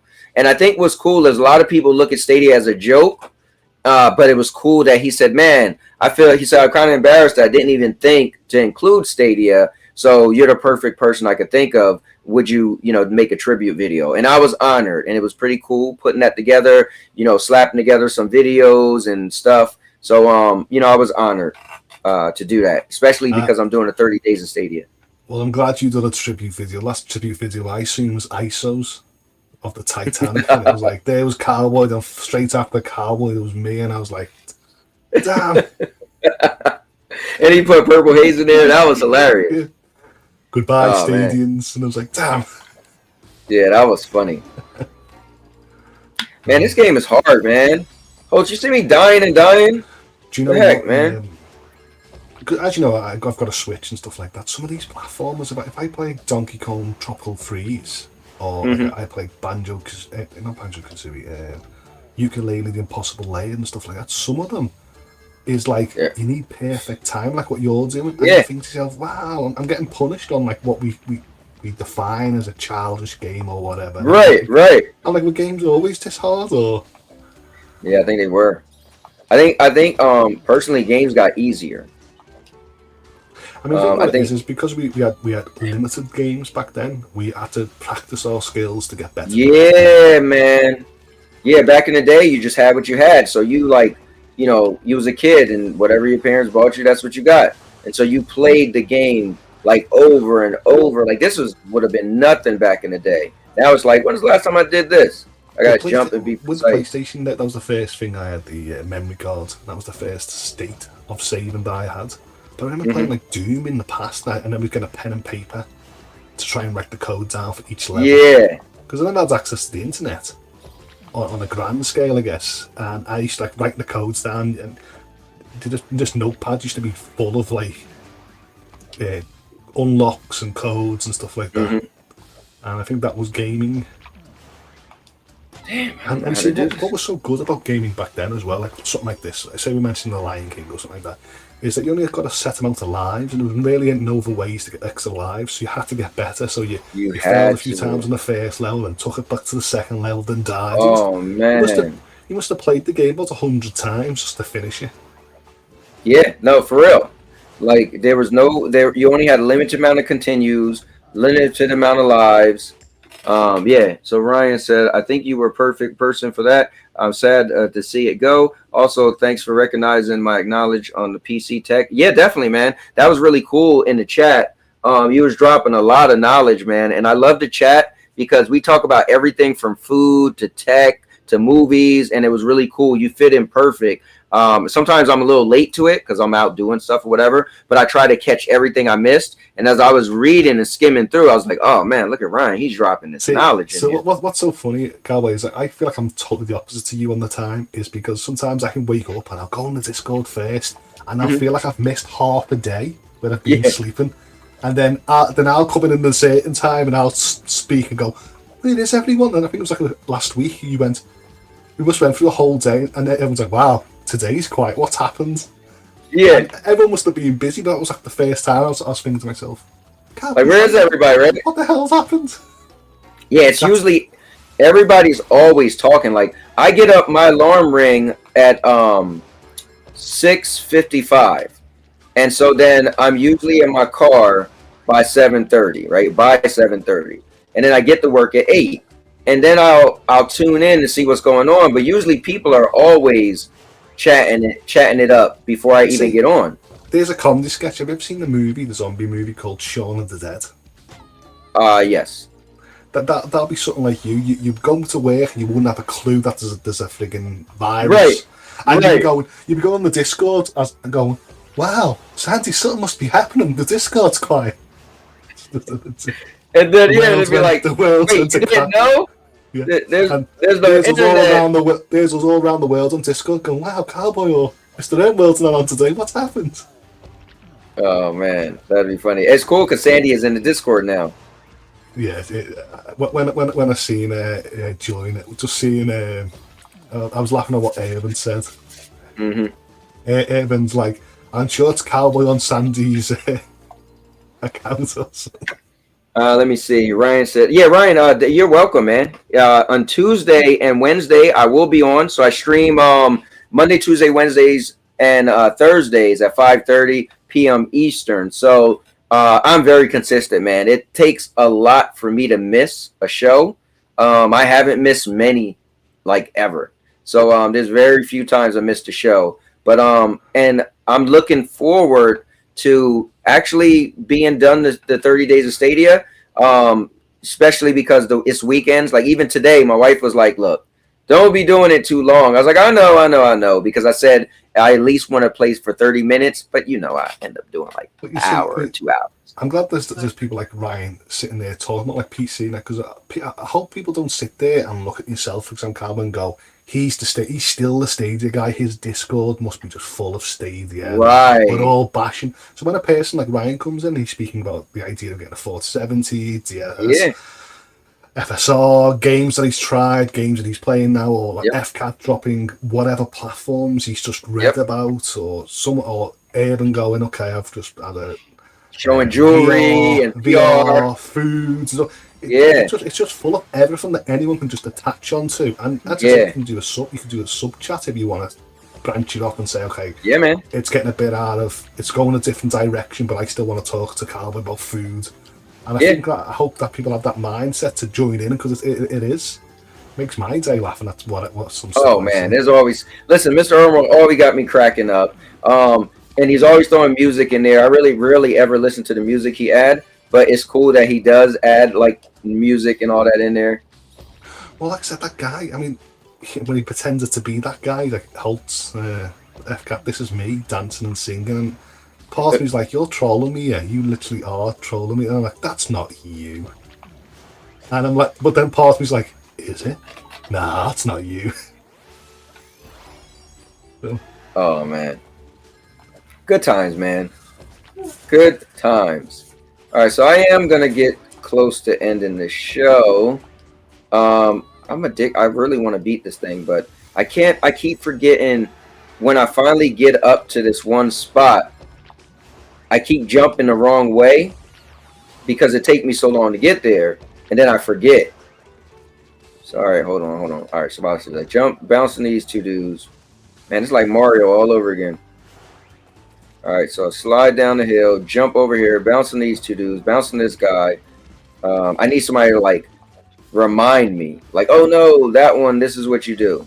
All right, jump over him, jump over him. All right, this, yeah. So that one, I have to jump a certain way. Hold, stop laughing, man.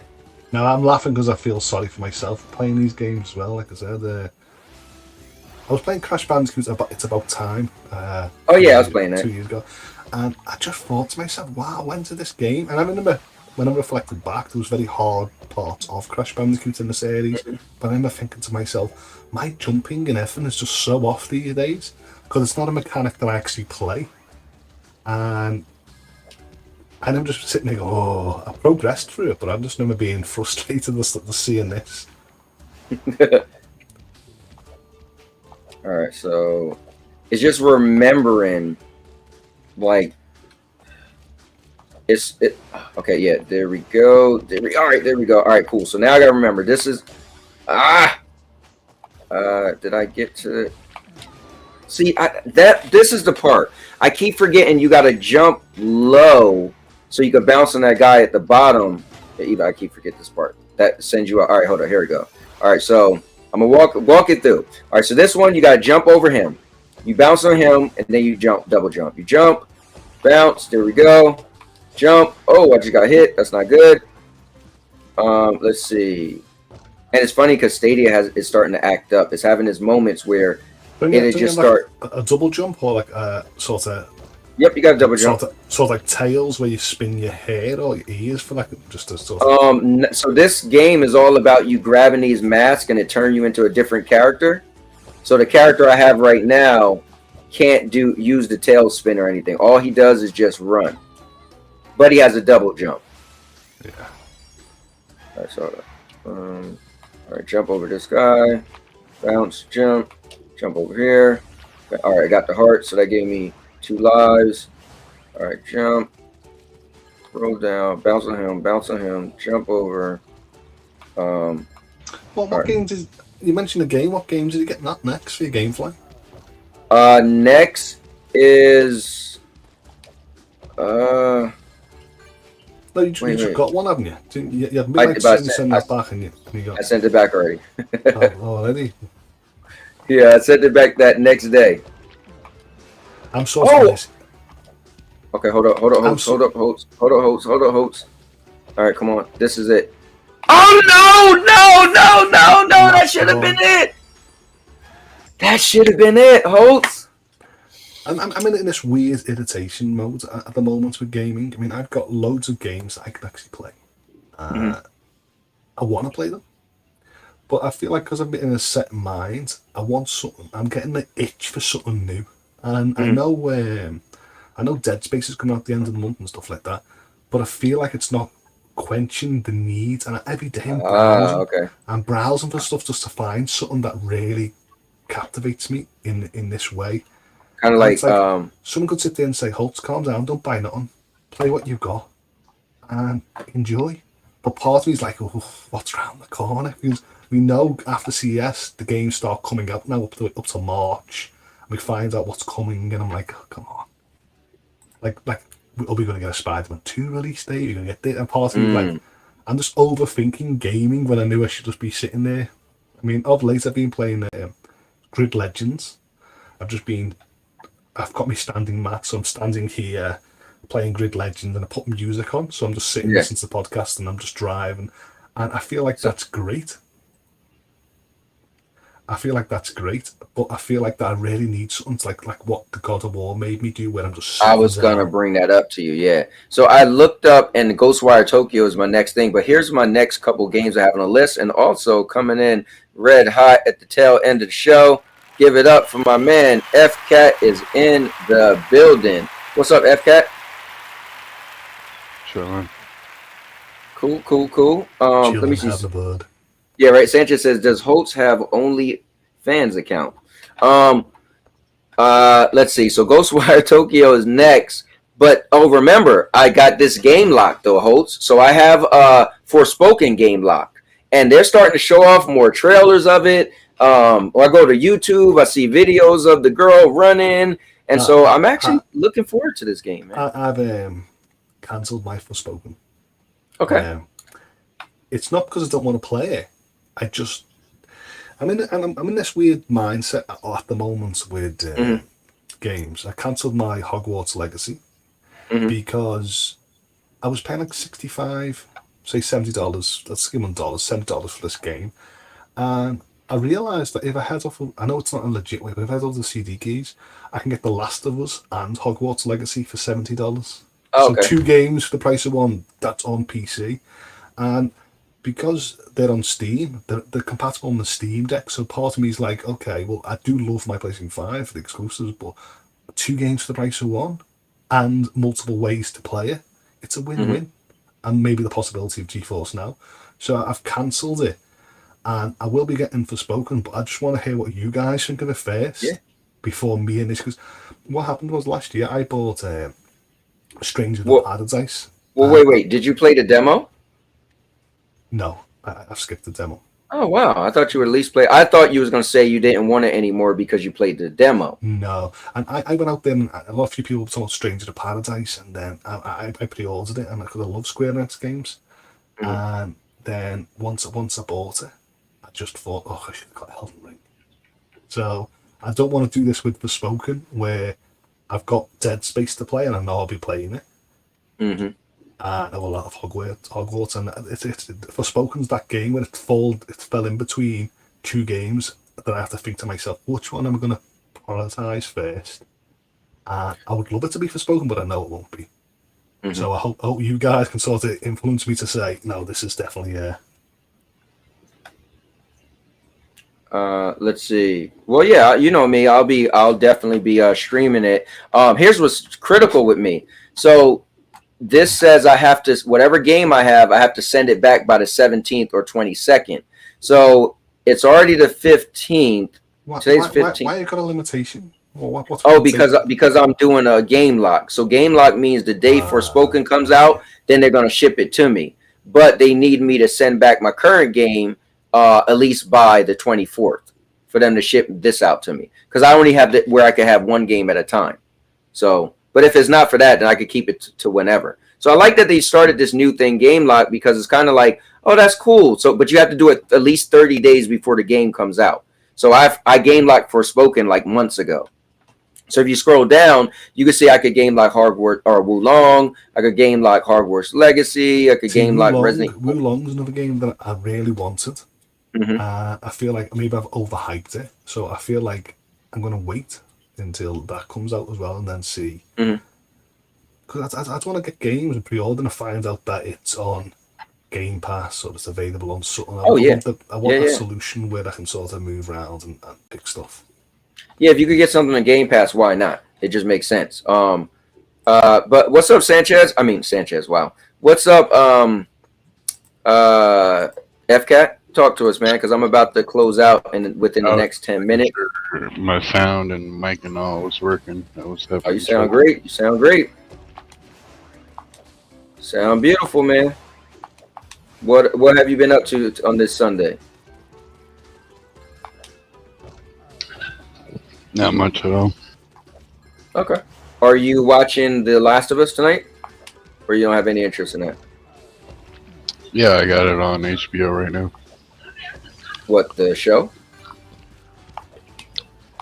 No, the channel. Oh, I'm like, hold on. What are you talking about? I was a bit worried there. I was like, cowboy and guy to the ass, yeah. I was about to turn this off so fast. I think it comes on at 9 Eastern tonight. I'll double check. Oh, damn, it's this part. I got there so fast. Purple, are you actually watching The Last of Us? I wonder if you, I'm not sure if I ever heard you played it. Is Purple actually streaming tonight with the Saw Boys? Oh, yeah, Purple, that's a good question. Are you streaming? Right now on HBO, they're showing Black Adam, and right after Black Adam, it's going to be Last of Us. Wait, Black Adam is on HBO? That's cool. Yeah. I thought that was just only going to be... Oh, wait, that's not Disney. That's DC. Okay, never mind. I messed my head up. I know, for some reason I defaulted to Marvel on Disney Plus for some strange reason. Yeah, that's what just happened to me. I was like, wait, what? Like, oh. All right, I need to get past these guys. It's got to be like... Did anyone actually try that The Witcher over Christmas? The Witcher Origins? The show? Yeah, The Witcher Origins. I mean, I avoided it because there was a lot of wokeism and stuff like that on YouTube. I mean, not like I trust these people wholeheartedly, so I was actually going to wait until any of you watched it in the take, because you've seen Witcher Season 1 and 2, and I thought, what's your take on going back to how the Witchers first mutated and stuff like that? Wait. You got to explain this to me. I didn't even know that was a thing. What is it, an anime or something? Or no, it's a TV show. It's called The Witcher Origins, I think it is. I didn't even know that came out. Hold up, there's a new Witcher show? I was waiting for season 3. On Netflix, yes. That's it. Didn't know that. Is it not Henry Cavill? No, it's sort of like the mutant, how they started getting how they made the witches. So right. I get it. Yeah. In that time period. Come on, man. Yeah, I want to check it out. Let me So see it's what called The Witcher Blood Origin. Oh man, I gotta check that out. Sandy, there's another Witcher show that shows how they became the Witchers. Yeah, we got to see that. We watched the first two. I mean, we didn't really care too much for the first season. The second season, we liked a little bit more. It's not what I wanted it to be. When I think of a dude that's a monster hunter, it's just a little not what I. Go ahead. I was going to laugh then because I'm the same. I thought I wanted it, but I'm just so used to Geralt of Rivia from the game that he is my Geralt, and the way he acts in the game, even though Henry Cavill, does a good take on him, he's not my Witcher. You know what I mean? No, makes sense.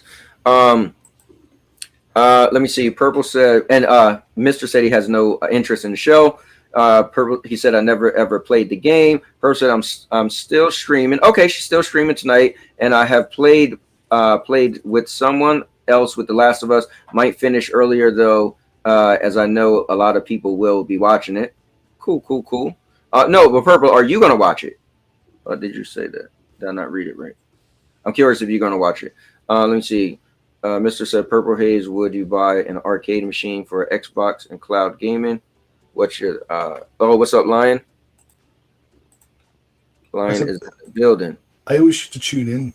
I'll still tune in tonight, like Purple's show. Then I used to watch the American TV shows. So I used to watch House of Dragons and stuff like that because that was the perfect time to catch a streamer, content creator, and then watch the American TV show on HBO Max. So I used to say, funny?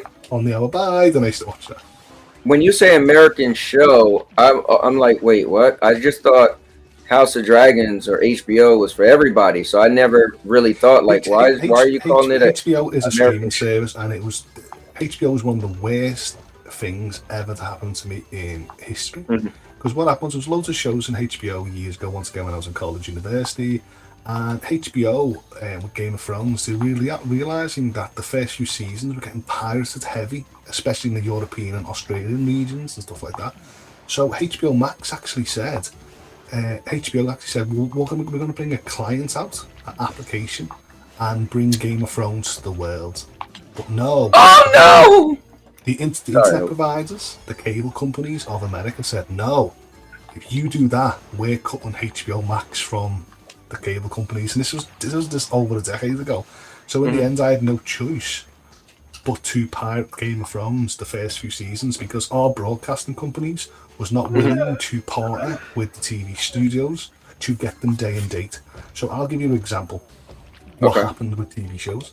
You get the whole season, and you're about to start season 2, and then a year later I'll get coming to Sky TV, Game of Thrones, the new season. And you're already on season 2, and I'll be just starting season 1. And it was unfair that we lived in a world where we were all online gaming, interacting, social media, and Americans got American TV first. That's why I always used to say American TV. But when I went to America, I remember watching 24, and when I came back, I was like, I'm weeks ahead of you because it was broadcasted different. And unless you knew how to, pirate TV and stuff like that, you had to wait a long time. So you know what? I felt that same thing when I moved to Florida, and people always say in United States that the South is slow, right? So when I moved to Florida, I remember listening to songs like, oh man, like the Rough Riders was really popular at the time, right? I moved to Florida in '99, and so I remember it was a big deal. The Rough Riders with DMX, it was like DMX's group, right? And so when I came back to Jersey, I was like, oh man, that's my song. They was like, what? They was like, yeah, this song's kind of old now. I was like, what do you mean it's kind of old? They just started playing. It was like, what? They was like, no, they've been playing that song. That song is old. I'm like, no, it isn't. And my friends were like, yes, it is. And I'm like, I never thought that was a thing. Like, how could they not play music at the exact same time or release it at the exact same time? But that actually is a thing. So I kind of get. So what happens? Our broadcast company started actually airing Game of Thrones like season 3. And what they've done is they aired it at the same time stateside just watching, so 3 a.m. in the morning, right? And then you had an option to watch it live at 9 p.m. later on that day if you were so used to live TV. than you had on catch-up TV. But they only used to broadcast certain episodes, but these episodes used to break over like so many millions of watches at 2 o'clock and 3 o'clock in the morning, until people started complaining, what are we paying you for if you're not going to get the same shows that we're interested in? Because if not, we're going to just pirate them and cancel the subscription. So then what happened was these broadcasters started learning that get it on the same time, same day. So when people, before they go to school, college, work, or afterwards, they can watch The Last of Us, for example, without getting spoiled by the world, for example. Right. But then now it's fallen behind again. So like if I wanted to watch like The Flash or like a superhero, I'm usually like 9 months behind you. So I found a way to pay for HBO Max with like British currency, and it just worked. So I was watching all these 4K Dolby Vision content of like all these movies, and I was watching TV shows, and I was like, okay, as long as they get me money, I'm not bothered, because it saves me going somewhere else and got the best quality. But then you've clicked on and they've removed access to me, because they're like, you're not supposed to get that in your region. And I'm like, okay, well, I want. He said, okay. I was willing to pay. Why aren't you in my region? They go, language barriers. And you're like, we both speak English. You know, what's your problem? It's like, just bring HBO Max, and there must be some formalities and all that, laws that stop them. I'm like, you're only shooting yourself in the foot today's modern internet, because I'm like, I have no way to pay for I have no way now to pay for The Last of Us. Well, I will say what's cool is, darn it, you were the guy that helped me out when I needed to figure out how to get HBO Max. That's why this is a funny conversation, because I got HBO Max and was able to pay for it with my Google. I think what they done is, we all know Google watched this, me and you, Todd, and then they clicked on it there. Why is that UK guy getting it? And that's what he's on. That's what they said. They said, oh, he's going to help him pay for it with Google? Yeah. Okay, we're going to screw him over. Animal is actually Google. He asked my user, and he collected the dots, and he's got HBO Max in. Stop him. There you go. Yeah, the mystery's solved. I was paying for it through like Google Play, but Google Play through PayPal, and it didn't. Because if I try and pay for HBO Max now, it'll say your PayPal is registered in the United Kingdom, your cash card's in the United Kingdom, and I can't buy. So I don't want to do all these VPNs and all that stuff. So I don't want to pay extra money just for the service that YouTubers will say it'll work once, and then a month later it's just captivated. So I'll be able to watch Last of Us. Oh snap! I gotta see the Purple Shade video. I totally forgot that was coming out. I gotta go to your channel and check that out, Purple. I didn't see that. Guys, make sure you go to Purple's channel. She has a new thing called Purple Shade, and this is gonna be cool. She's kind of like the little raw side of Purple. Does she throw shades at people? I think so. Probably lampshades too. Let me see. Purple Haze, you buy. Okay, already asked you this. I was just thinking about that, Mr. Urban World. Purple Shade video was awesome. Purple, I got to see that. Let me see. Mr. Talking the Lion in Spanish. Purple said, thank you, Sanchez Gaming. That means a lot. And Mr. Urban said, Purple Haze can pick up for $349 locally. Mr.'s always trying. Mr., you must make money off of all this stuff you promote and advertise. Let me see. Purple said, send me the link. Look, and she already said, send me the link. Oh, man. Look, he just made a sale right there. Let me see. What was he selling? A arcade machine that allows you to play. I see. Yeah. Yeah. Let me see. Sanchez says, if Last of Us is done like The Witcher, Halo series is just going to be good. Yeah. See, what happened with Halo and what happened with The Witcher and stuff like that? A lot of these Hollywood and that are blaming games for like toxicity because the fans wanted to keep it to the source material or respect the source material. Yeah. And I think that's where like there's a divide between. It's a hard one, man, because the gaming industry and the sort of movie franchise industry. Yeah, you know what the thing is? Imagine these people, right? These producers, right? And they're like, hey, I know how to make a movie. And I don't want to make the exact same thing. I want to use my creative freedom so I can feel like it's mine, right? If you do the same exact thing, then people will say, well, you're just copying. me personally, when I see these shows, Resident Evil and all this, I want it to be what I seen. But then I start to think like, man, if they just give me exactly what I seen. The problem is this, Cowboy, is that they've got creative freedom, but they like stealing the titles of franchise to boast sales. Because if it never had Resident Evil or didn't have The Last of Us, it wouldn't take off. Mm-hmm. So I feel like they're also destroying legacy titles, should I say. Yeah, it's definitely an interesting way to look at things. So do y'all think Last of Us is gonna break the curse of the bad video game adaptation? No one breaks that apart from Sonic the movie. I think they might. You know why? Last of Us isn't hard to do. It's pretty much The Walking Dead. Let's be honest. No, they got it. Like, I was mad because the casting wasn't good for me. The main two characters don't look nothing like themselves. But I'm confident that their acting skills is going to be great. And honestly, I feel like this will mess it up. If the first 20 minutes deviate from the first 20 minutes of the game, I was going to say, no, that have little Sarah in it, that scene and stuff like that. Yeah, it's done. It's done. It doesn't have me like... Yep. You know what I'm talking about. It's done. Yeah.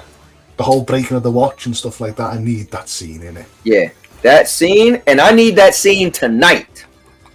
Like, that scene better be in the first episode, because I remember a buddy of mine, he came to my house, and I was playing The Last of Us, and this is on PlayStation 3. And I played it for the first time, and he was watching.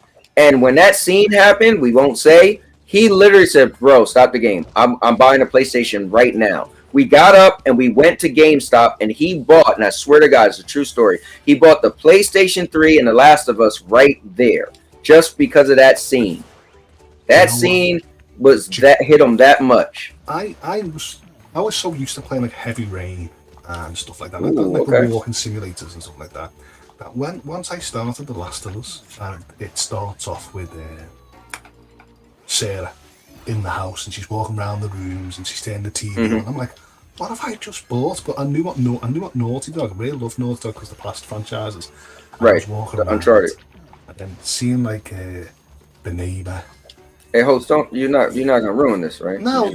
This is the game, isn't it? The game. And then he introduces you to the dad, and introduces to Tommy, and then it cuts into that cinematic trailer, that music, and I then would think to myself, like, what's happening? And I just love being in that mindset of like that little girl, like, what's happened? Everything was strange and this, and the world just goes tits up, and hence The Last of Us. And I feel like that's what I wanted it to do. I wanted to. They have to give you that feeling tonight. To y'all, what is actually a good video game adaptation? Sonic, and that's it.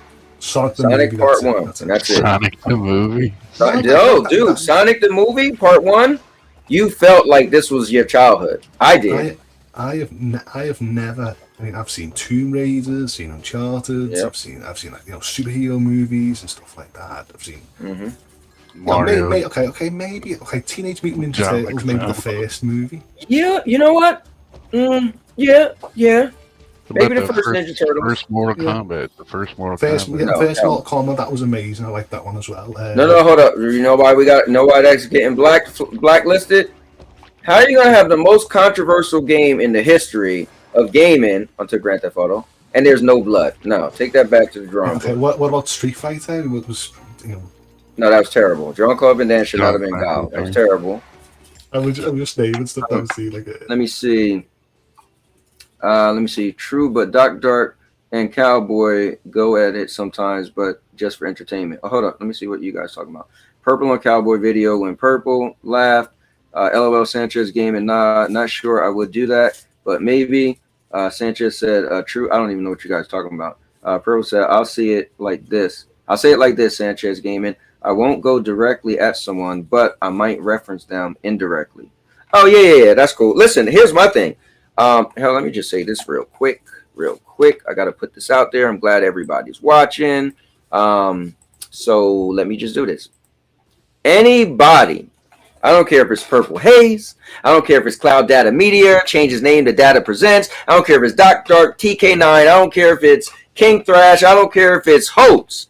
I give you guys full reign to bring me up in a video, on a live stream, talk all the trash you want. I put myself out there on purpose, right? It's like wrestling to me, right? I used to always say this, and people never got what I was saying. I used to, when people was mad at me, oh, you coming in somebody's stream talking trash.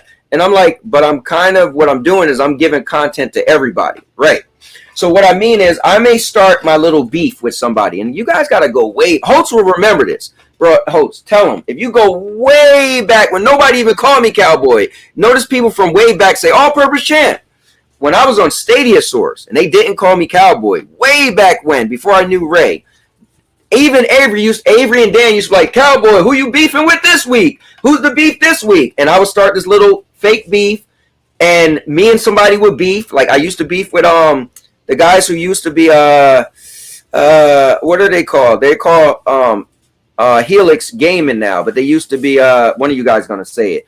I started this little fake beef where we was trying to see who could get monetized first. So my thing was, and they jumped on it. They was like, oh, I see what he's doing. So we would be like, yeah, forget you, and talk trash to each other. So my thing is this: people love controversy. Controversy sells. Now, if we keep it just gaming and laughing and joking, now I make it sound like I'm serious because I feel like I'm a good actor. I sell it really. In wrestling, it's called selling it, right? If somebody slammed you and you just got up, that means you didn't sell the move good. If somebody slammed you and you go, oh, and you roll all around, but you're really not hurt, you sold the move really well.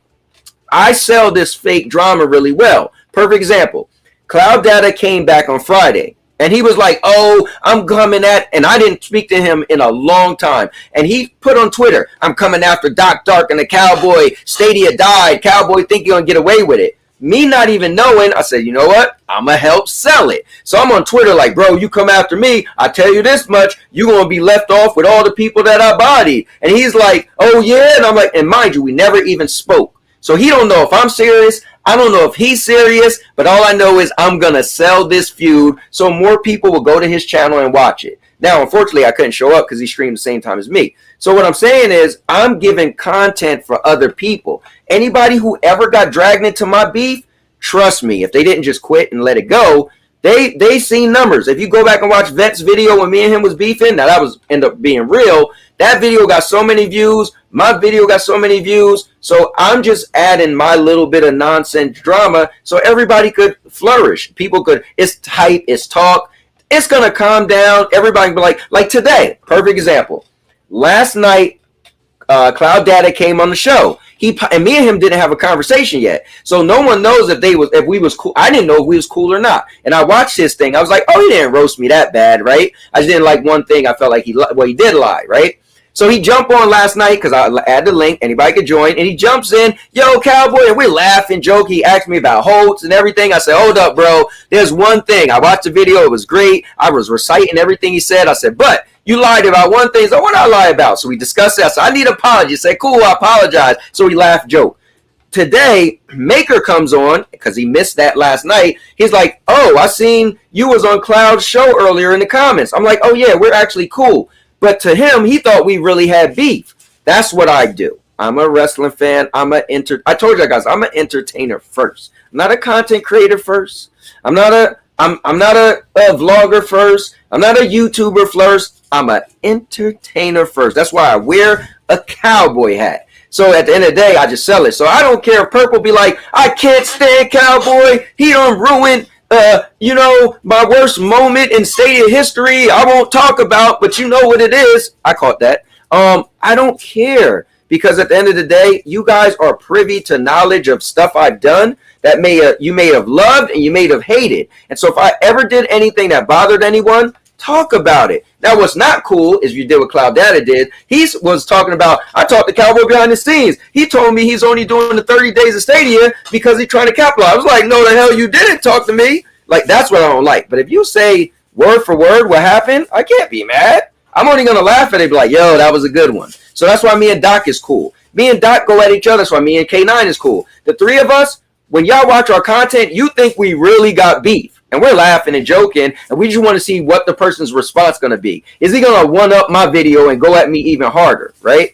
So that's how we use our creative freedom to just do what we want to do. So please, by all means, bring my name up. I don't care. Bring my name up.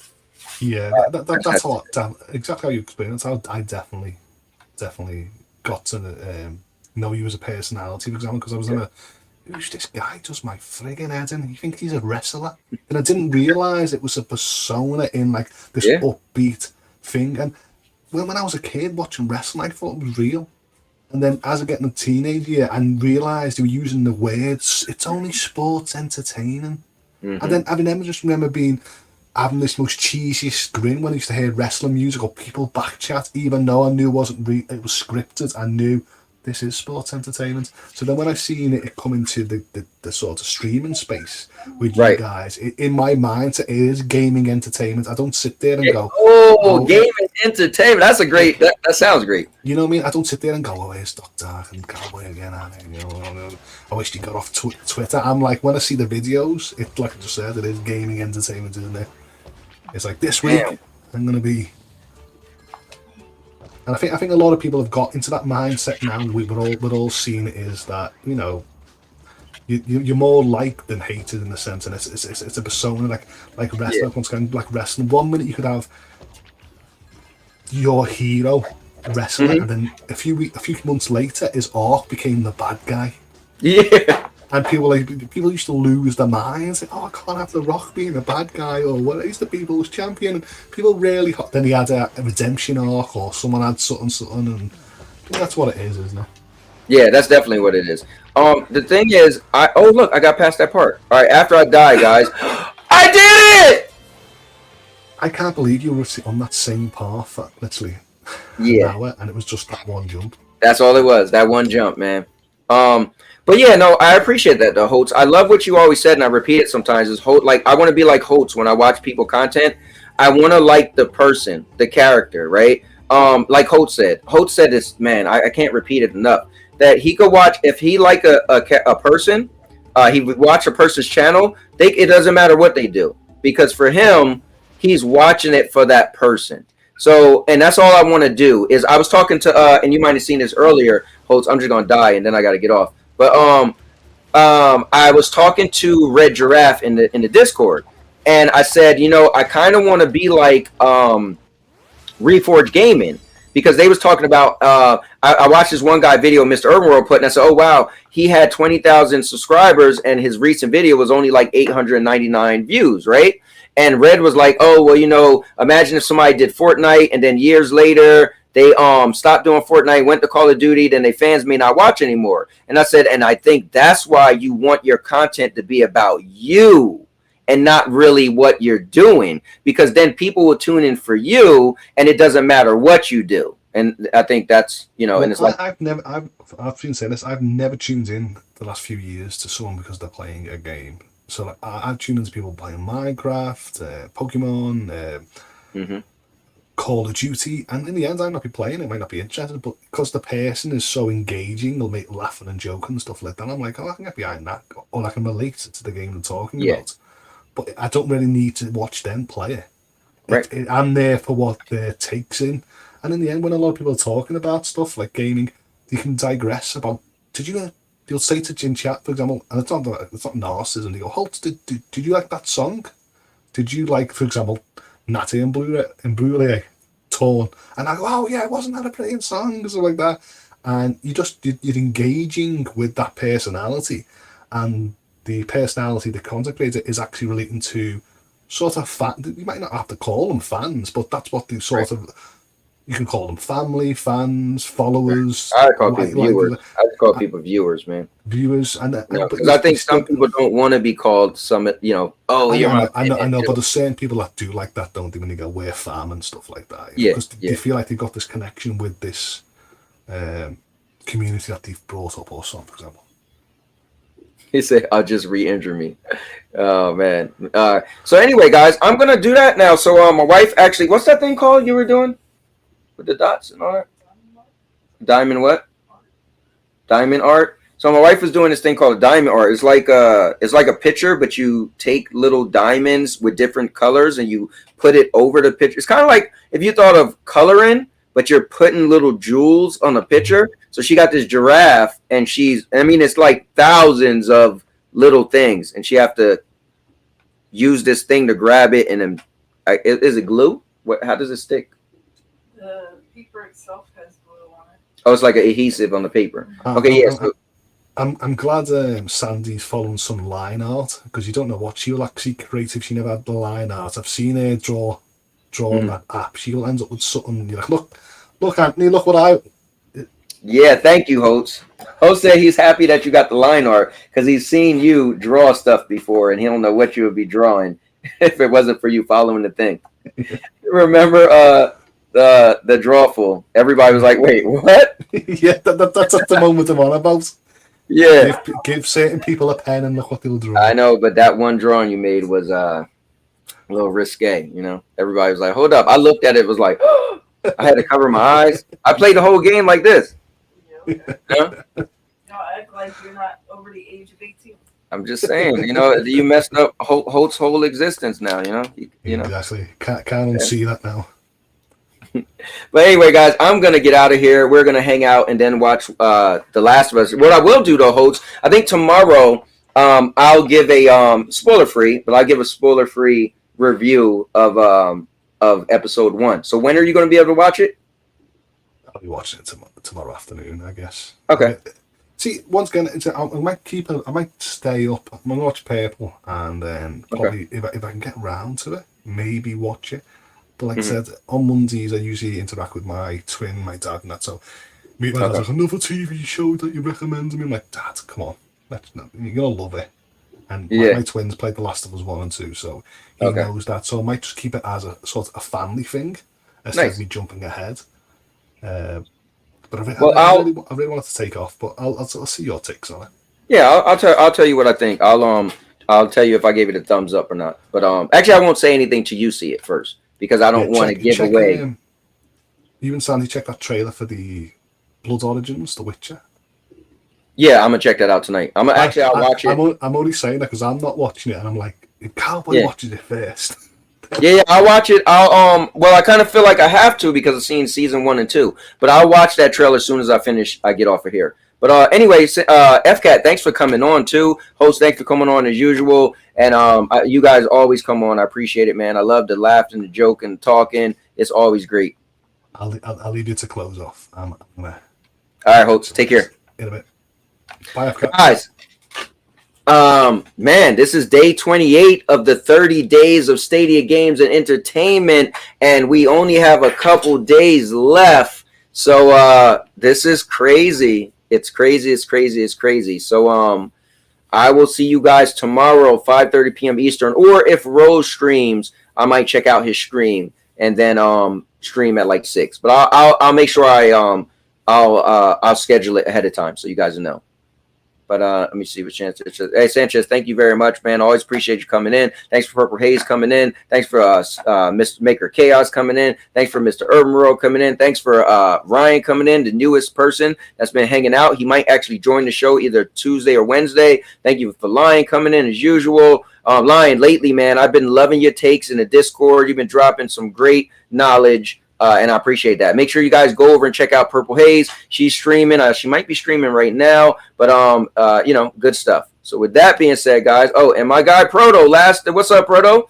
I got to see Grid Legends and Quest, and my only gaming platform right now with the game. Oh God, cool. That is dope, man. That is dope. And so with that being said, there's only one last thing for me to say, guys. You know how this goes around here. And now, your mama knows that I'm a cowboy. Oh, man. Write it down. And now, your mama knows. Bruce, unleash the baby god dragon.